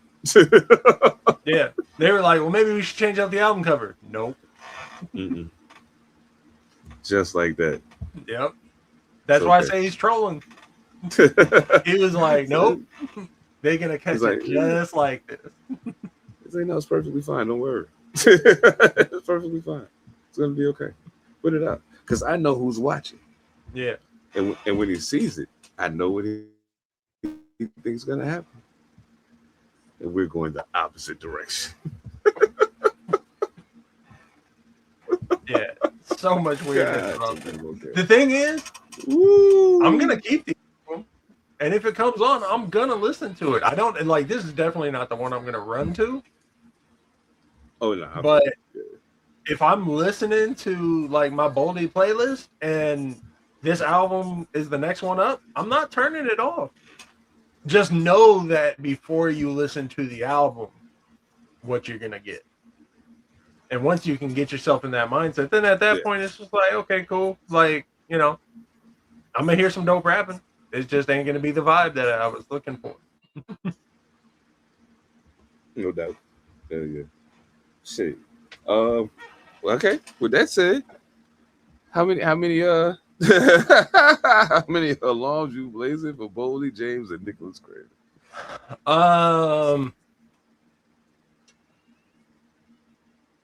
I'm going to give it a 2.75. Just because the beats were way outside of the line. But it's not just being cut in half because the rapping that Boldy did and the beats themselves aren't bad. Like the music isn't bad. It's just not what I was expecting. And I don't know if it fit 100%. And who knows? This might come into the running for second listen. Sure. Like if I spin it more and just knowing that everything that I didn't know about it going into it, knowing those now, it might be a different listen. Absolutely. So this could definitely be in line for a second spin album. I'm going to be listening to it more. But yeah, off of the first reaction, with all of the components put together, like this music is not what I was expecting. They're good beats, but they're not the right beats. But Boldy rapped his ass off, so and he pushed it way over just the halfway mark. So yeah, 275. Okay. For some of the same reasons, I'm gonna give it a 2.25. Probably a little more off of it because of the beats for me. Like I said, Nicholas Craven usually made me want to rap. Mm-hmm. And for me to hear a whole album, I ain't gonna say none of them. Like it might have been one or two of them that made me be like, oh, I mean, I might have, but it didn't make me want to rap. I just felt like I could rap to it. You know what I'm saying? So that's different. But I mean, Boldy is Boldy. It is what it is. And I'm pretty sure their next shot, which I'm pretty sure there will be another one probably this year. Maybe back to the Boldy and Nicholas Craven sound that we used to. But yeah, 2.25. So since there's only two of us tonight, Boldy and Nick, y'all still average out at 2.5. You know what I'm saying? Y'all better than me, so it's all good. You know what I mean? Y'all know what it is. Man, hey, ladies and gentlemen, thank y'all so much for locking in. For Alarm Blaze, hey, don't forget, turn the volume down just a little bit. Now, I gave you a heads up.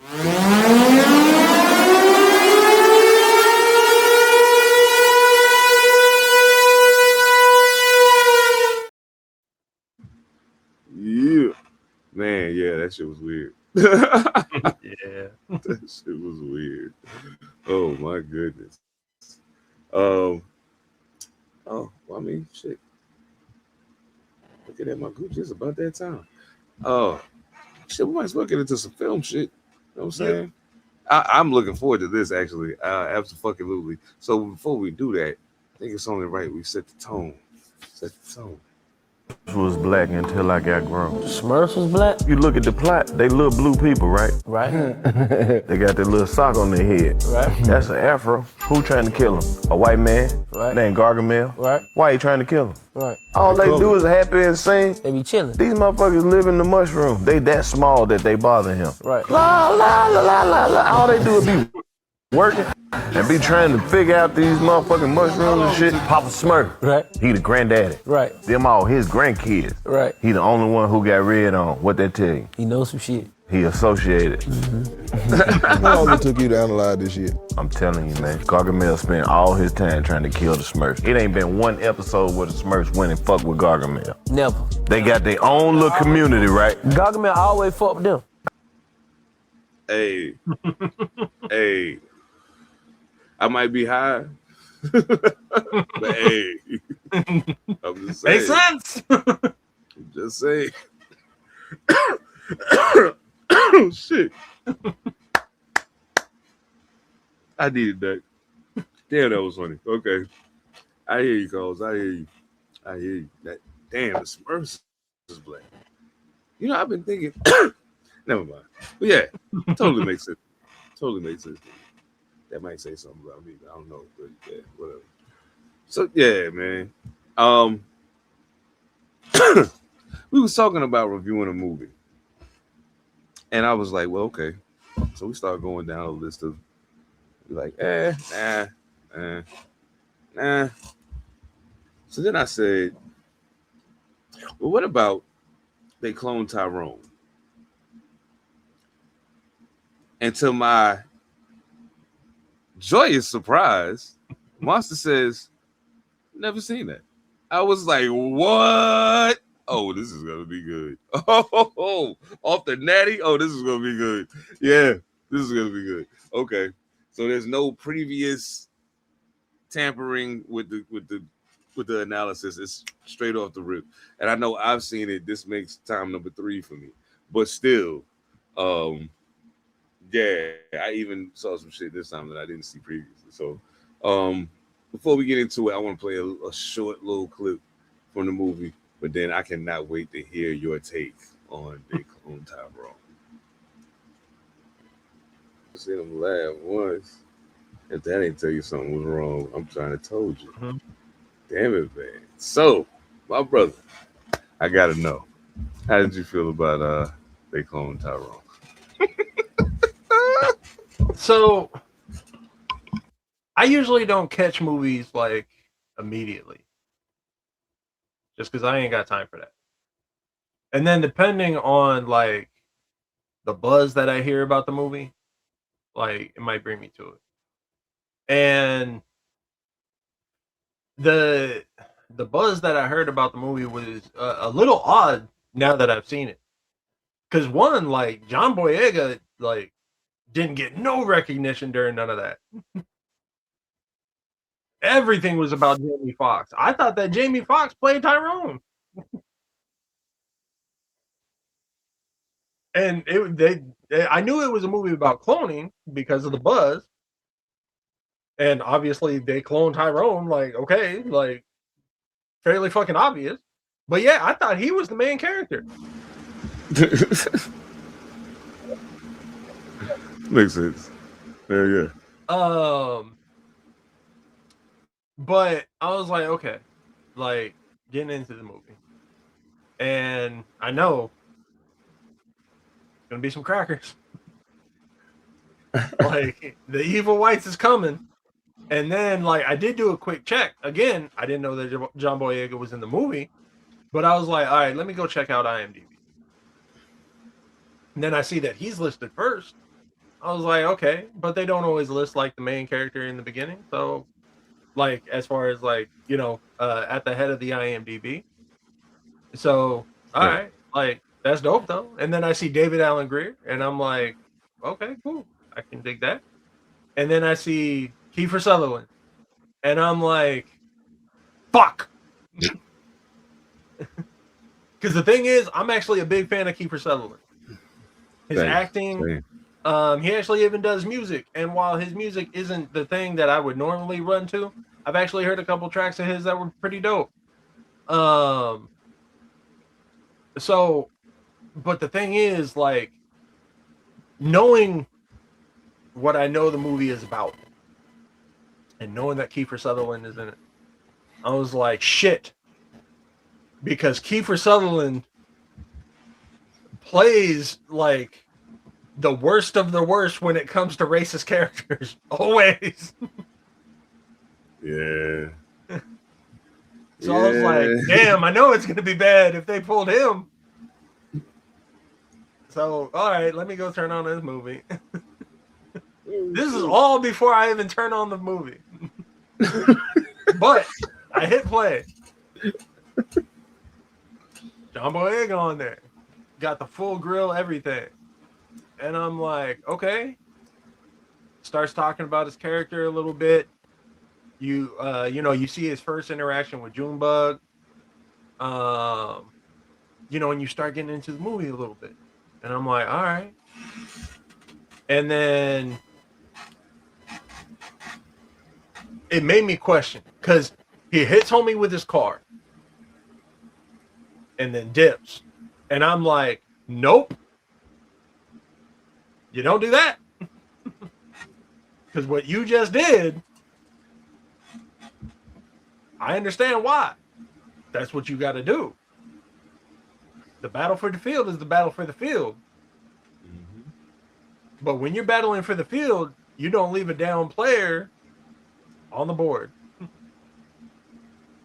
So I'm thinking that he's, he walks away, gets in his whip. I'm thinking that he's about to run this motherfucker over. I'm like, oh man, John Boyega, ruthless. Didn't even just cap him and do it quick. He about to run over this motherfucker head. Oof. It just dips off, and I was like, you're dead. Yeah. Yeah. And sure enough, they start going through the motions. Then he gets to Jamie Foxx's spot. Jamie Foxx play a pimp. And I'm like, the moment he come on screen, I'm like, Jamie Foxx a pimp. Okay. I can get behind this. Absolutely. And a little bit through their conversation, I realized John Boyega's character is what's his name? I got it. Fontaine. Mm-hmm. And then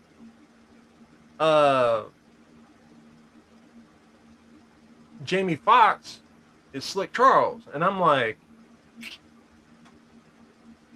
where Tyrone at? And that's when it hit me. I was like, you motherfuckers. Y'all use the name Tyrone just as a blanket black name.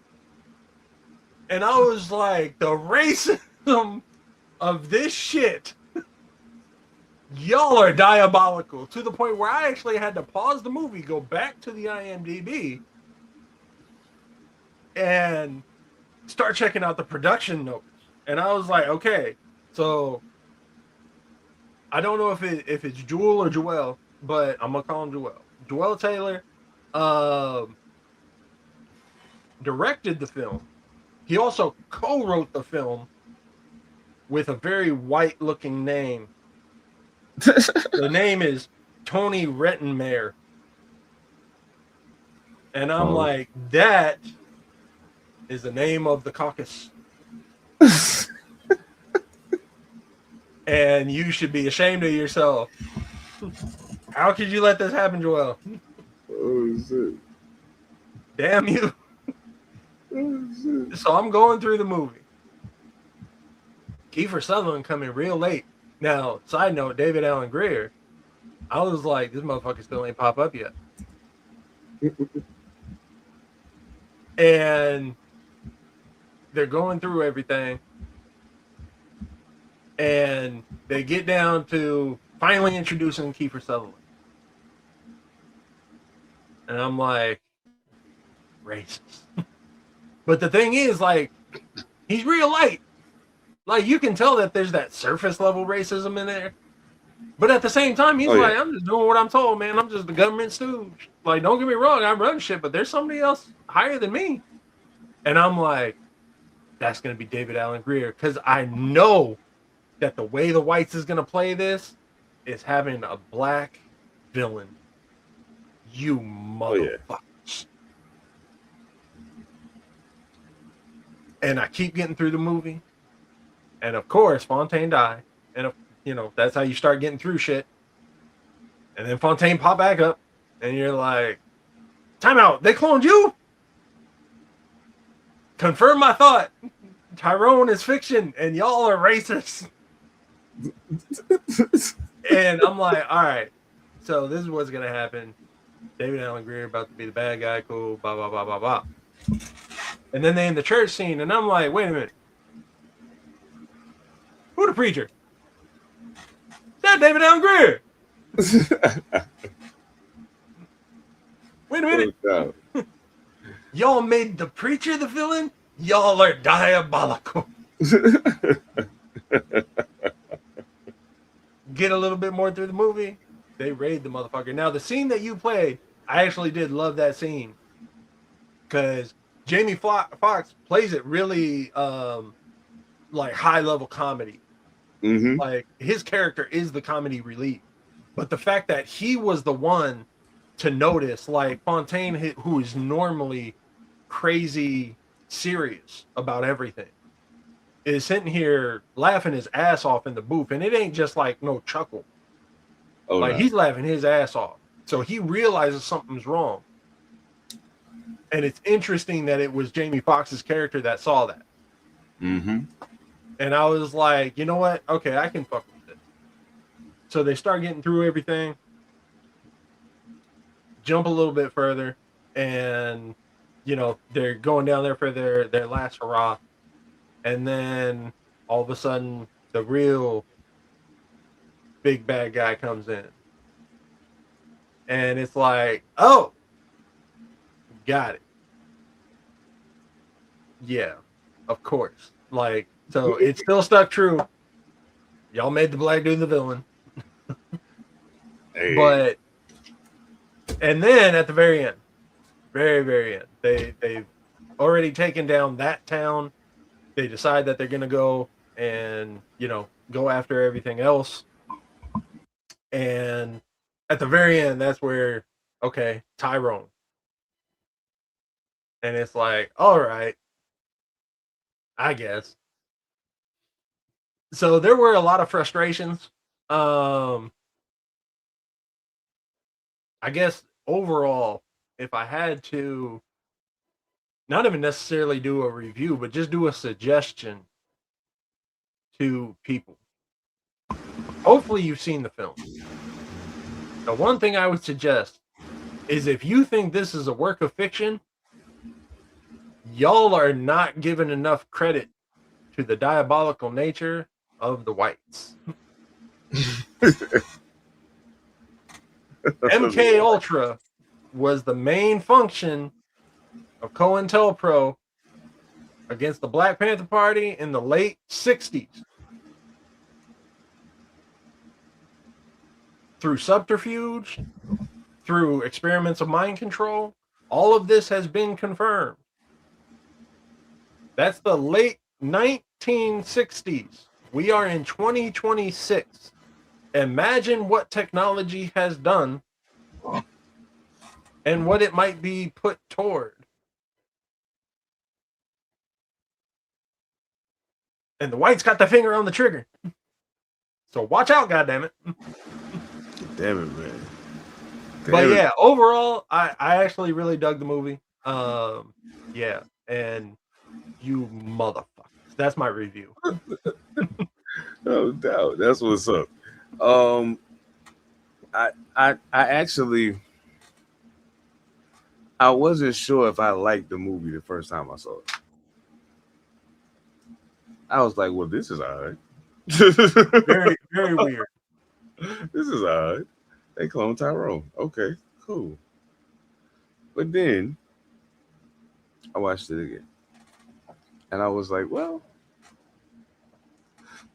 You know, the funny thing is I watched it a few times at this point, and one of my favorite characters in the entire movie is the Glenn.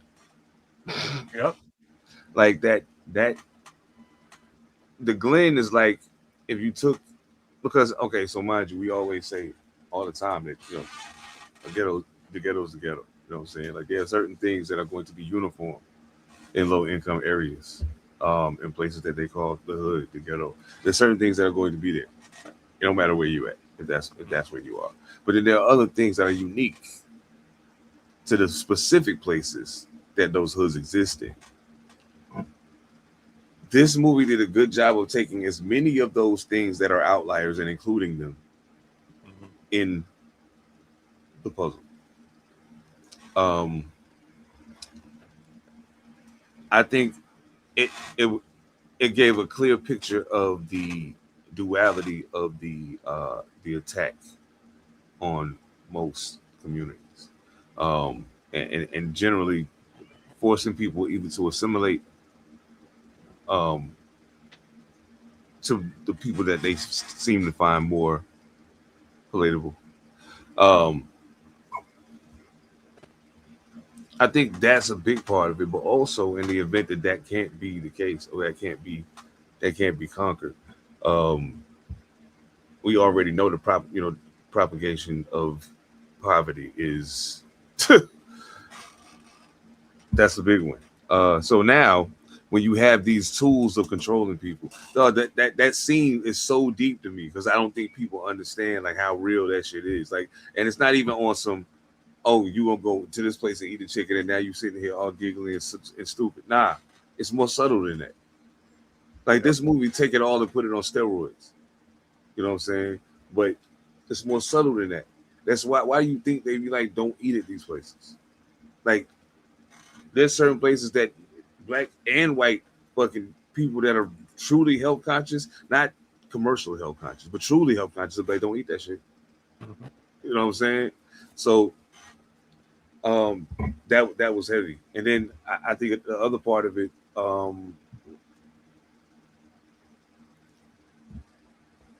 trying to think of the best way to put it. I would look at it as a degree of understanding the nature of cultural subversion. Yeah, more or less.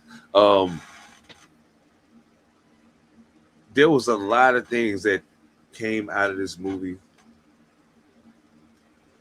that made me question, like a lot of people that I'm around. You know what I'm saying? Not that I'm saying that I'm around cloned. I'm not saying that. But I'm not saying it. I'm not saying exactly. Like, dog, think about something. Think about the person that you know that goes to prison for 12 years. The whole 12 years they in prison, nobody sees them because nobody can go there to visit them wherever they at. But people write them and they write them back. You know, maybe they in a max and they can't get phone calls, but they're able to write out. Yeah, that person comes home 12 years later. As far as you know, that's the same person. You ain't seen them in 12 years. It's just been going on about your life. So I found it dope that they used the many ways that they the chicken, the hair relaxer, all of that shit, like all of those things, and I was even like, even the music, yes. Like I'm so like, yo, and it's crazy that I hadn't even thought about the parallel there, and with the hubbub that's going on about Young Miami Spin That Shit song right now, like that whole thing. So, yeah. So I was thinking, I think they did a great job. Now, I think there were some areas where it could have improved? Absolutely. Oh, sure. There are some areas of it that are extremely cartoonish to me. That it's like, come on now, like, let's not be silly. But outside of that, and I think that to a degree too, that's done on purpose in order to give it some levity, so it's not so heavy on people, and they're able to actually watch it, enjoy it. Man, yeah, I absolutely enjoyed the movie. Absolutely. There's two scenes where I'm like, if you take anything away from the movie, it should be it should be this. The first scene is when Kiefer Sutherland is in the street talking to them. And Fontaine says, like, I'm here because you put me here. Like, you want me to be dealing drugs. And he said, well, of course. If you weren't here, within 2 weeks, there'd be 2 Starbucks on the corner. Because the neighborhood's going to be taken up. But that's the thing. Even in pushing, you know, drugs and everything else into the community, that doesn't mean that the whites ain't trying to control it. Absolutely. It just means that it's kind of on a waiting block, because gentrification doesn't happen just to land, and that's where the second point comes in. When I don't remember the chemist's name. So John Boyega, when he's older, as the chemist. The main like bad guy chemist, that's also John Boyega. But when him and Fontaine are talking, he says flat out, like, it's either it's better to assimilate than to be annihilated. So they're pushing assimilation, and that's the other side of gentrification. If we take a primarily black neighborhood and gentrify it overnight, then the black community doesn't assimilate to white standard, quote unquote, right? Right. But through time of controlling a neighborhood and pushing for assimilation, that's when gentrification isn't just a slow rollout. It starts to become welcome, because assimilation is already happening. So at that point, gentrification is not fought against. Absolutely. So if you take those two scenes, look at the notion of assimilation and look at the notion of gentrification of a neighborhood, and keep just those two things in mind, a lot of things that are said in that movie should be fucking terrifying. Absolutely. And if you're not a member of the black community, anybody else, I don't care if you're Asian, if you're Hispanic, if you're indigenous, I don't care. Honestly, be a poor white. All you poor crackers, it's the exact same thing, just without a lot of the abuses. But that doesn't mean that they're not pushing you to assimilate.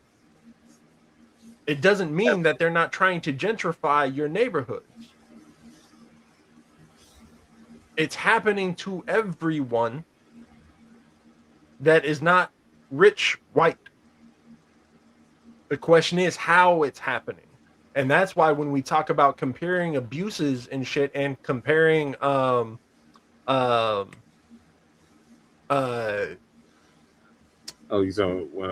when people be having the oppression Olympics and shit? Yeah, oppression. That's what I was looking for. Yeah, when you're comparing oppression, trust me, you're not standing up to the brothers and sisters. It ain't happening. So just shut up. But that also doesn't mean that you're not being oppressed. But we don't have to compare oppression, because the bottom line is it's a fight against poverty.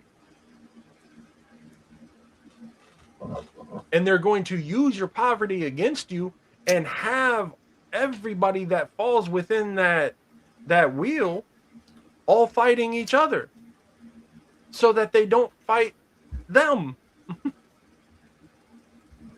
You know how hard it is to think about doing a crime when you got what you need?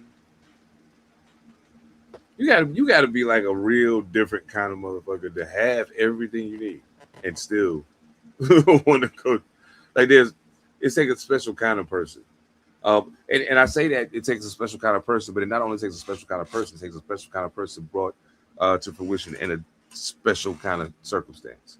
And the thing that makes that the most valid, and the falling back to the movie, is the end when Tyrone wakes up in L.A. Doing the exact same shit Fontaine was doing in the Glen. So now you know it's not confined to the Glen. This is happening everywhere. And now,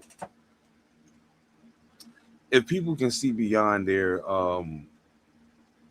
strange supposition that just because it's in a movie, it can't be real. If people can ever see past that, you're right. They'd be absolutely terrified, because now the thing is, you don't have to wonder how you have gangbangers in Salt Lake City. You don't have to wonder how you have gang warfare in fucking South Dakota. You ain't gotta wonder how that happens. You ain't gotta wonder. Like, it's obvious. And regardless, and the wildest thing about it is, if you pay close enough attention, the playbook is the same. The playbook's always the same. The only thing is the shit you gotta add to it. And the shit that add, we ain't gotta do all that right now. Just saying, the shit that get added to it. Philando Castile, the anniversary of Philando Castile getting killed on Facebook Live just passed. The pig that murdered Sonya Massey got some time. He got some time. And I sincerely hope, and I mean this from the bottom of my heart, I really hope that when you get to prison, they don't put you in protective custody. They let you go to general population, and I hope that they show you a true to life prison experience so that you have something to write home about. I hope you get a real prison experience, a real one. Boy. 12 inches or more. Boy, oh boy. Oh. But nah, yeah, I thought the movie was dope. I think I thought the movie was cool. Yeah. The movie was good. I think the premise of what the movie was aiming for was super dope. Mm-hmm. There was just execution flaws. But other than that, yeah. I fuck with it. Yeah. I completely agree about the kind of cartoonish nature at times. The one kind of saving grace that I might be lying to myself, maybe that's the way it was always supposed to be, but maybe that was the intent. The thing that I keep in the back of my head is, without those cartoonish nature type things in there, this movie would have never been approved. Sure did. And it's kind of them leaning into the blaxploitation-ish vibe. Yeah. So like, yeah, no doubt. I can dig it. Okay. Hell yeah. Yeah, So man. you almost kind of have to take the cartoonish nature of things. It's just the people that watch the movie need to be able to look past that and see what they're actually trying to say. Absolutely.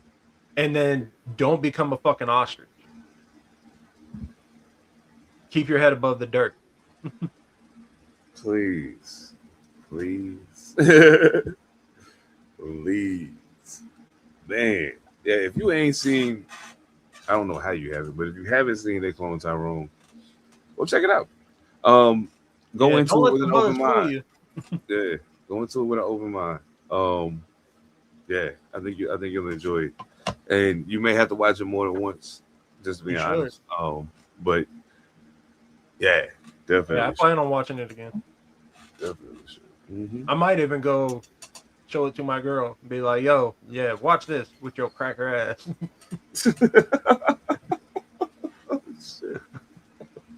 Oh my god. Oh shit. Hey, I think we smoked that shit, man. Smoked that shit. Yeah. Okay. All right. Well, shit. Let's go to that. What you got? 30 seconds to a minute. Anything we talked about tonight? Anything? Any other things? Yeah. I mean, go check out all the music. Go make decisions for yourself. So yeah, Contrast, Czarface, and Pulitzer, Jungle Brothers. Check out KRS-One. Yeah, check out that Boldy shit. At least you're gonna hear people rapping their ass off. Throughout all of the projects, like there's spectrum of it, but everybody was rapping. So yeah, go and check them out. You know, yeah, and then please go watch They Clone Tyrone. And yeah, don't let the buzz fool you, because like I said, like the way that the buzz was playing, I didn't even really think it was necessary, but I'm glad that we chose to do that. That's something that I'm gonna have to rewatch, and that's gonna stay in the playbook. And take the shit serious. I'm like I said, I'm gonna go show it to my girl, and I'm gonna after the movie, then I'm gonna play like Slick Charles and become Pimp of the Year 1995. But I'm gonna make her watch the movie first. Oh shit! Pimpin' since been pimpin', since been pimpin'. Since been pimpin'. The scene where he was like, "I was never Pimp of the Year, was I?" That almost broke me. He was so sad. And then when the clone wakes up and he was like, "You were Pimp of the Year 1995." I was like, "Oh shit." That's the one thing he needs to know. Yeah. Damn it, man. Yo, that's great. Yo, Jamie Foxx is. I don't think he get his just due, man. Sometimes Jamie's a beast, yo. Jamie's a problem. Yeah, he's a problem, most definitely. Yeah, man, definitely. Yeah, check out the music. Check out They Clone Tyrone. Let us know what y'all think about the Boldy James and Nicholas Craven thing. And yeah, and listen, hip hop heads, old school hip hop heads, niggas that think hip hop died in 1990, don't come for me, dog. Like I said what I said. It is what it is. Like if that's the beautiful thing about it is I can still tell you I know why. I can understand why somebody else fuck with it. I just don't. You know what I'm saying? So I ain't hating, not even a little bit. Much love, KRS-One. Thank you so much for the opportunities and the doors you opened for me and my guys. You know what I'm saying? Number love. You know what I'm saying? In respect to that, anyway. Yeah. Y'all know what it is, man. Salute to the guys, man. Dyce Dylli, P7. Yeah. Make sure you share, subscribe, comment, all that fly shit wherever you listening, be at Apple Podcast, Spotify, whatever. Hit us with that 5-star rating, man. It makes it easier for people to find us in the algorithm. Yeah. Shout out to Melanin Mysteries, who just had their 2-year anniversary. Yeah, most definitely. Make sure y'all check out the episodes. You might recognize the voice on there with Tiffany. You know what I'm saying? Just maybe. Don't forget, Monday Night Live every Monday, 7 p.m. Pacific, 10 p.m. Eastern. All purpose. We get into it. Wrestling Bros every other Saturday, 7 p.m. Pacific. Yeah, 7 p.m. Pacific, 10 p.m. Eastern. Since it's every other Saturday, they're going to have to tell you. But I thought I'd put the word out there. Y'all know what it is, man. Don't forget w.gg. Use code Pantha Politix. Save 10% off your order and all that fly shit. We'll catch y'all next time. Peace. I'm flyer than everybody. You're on cloud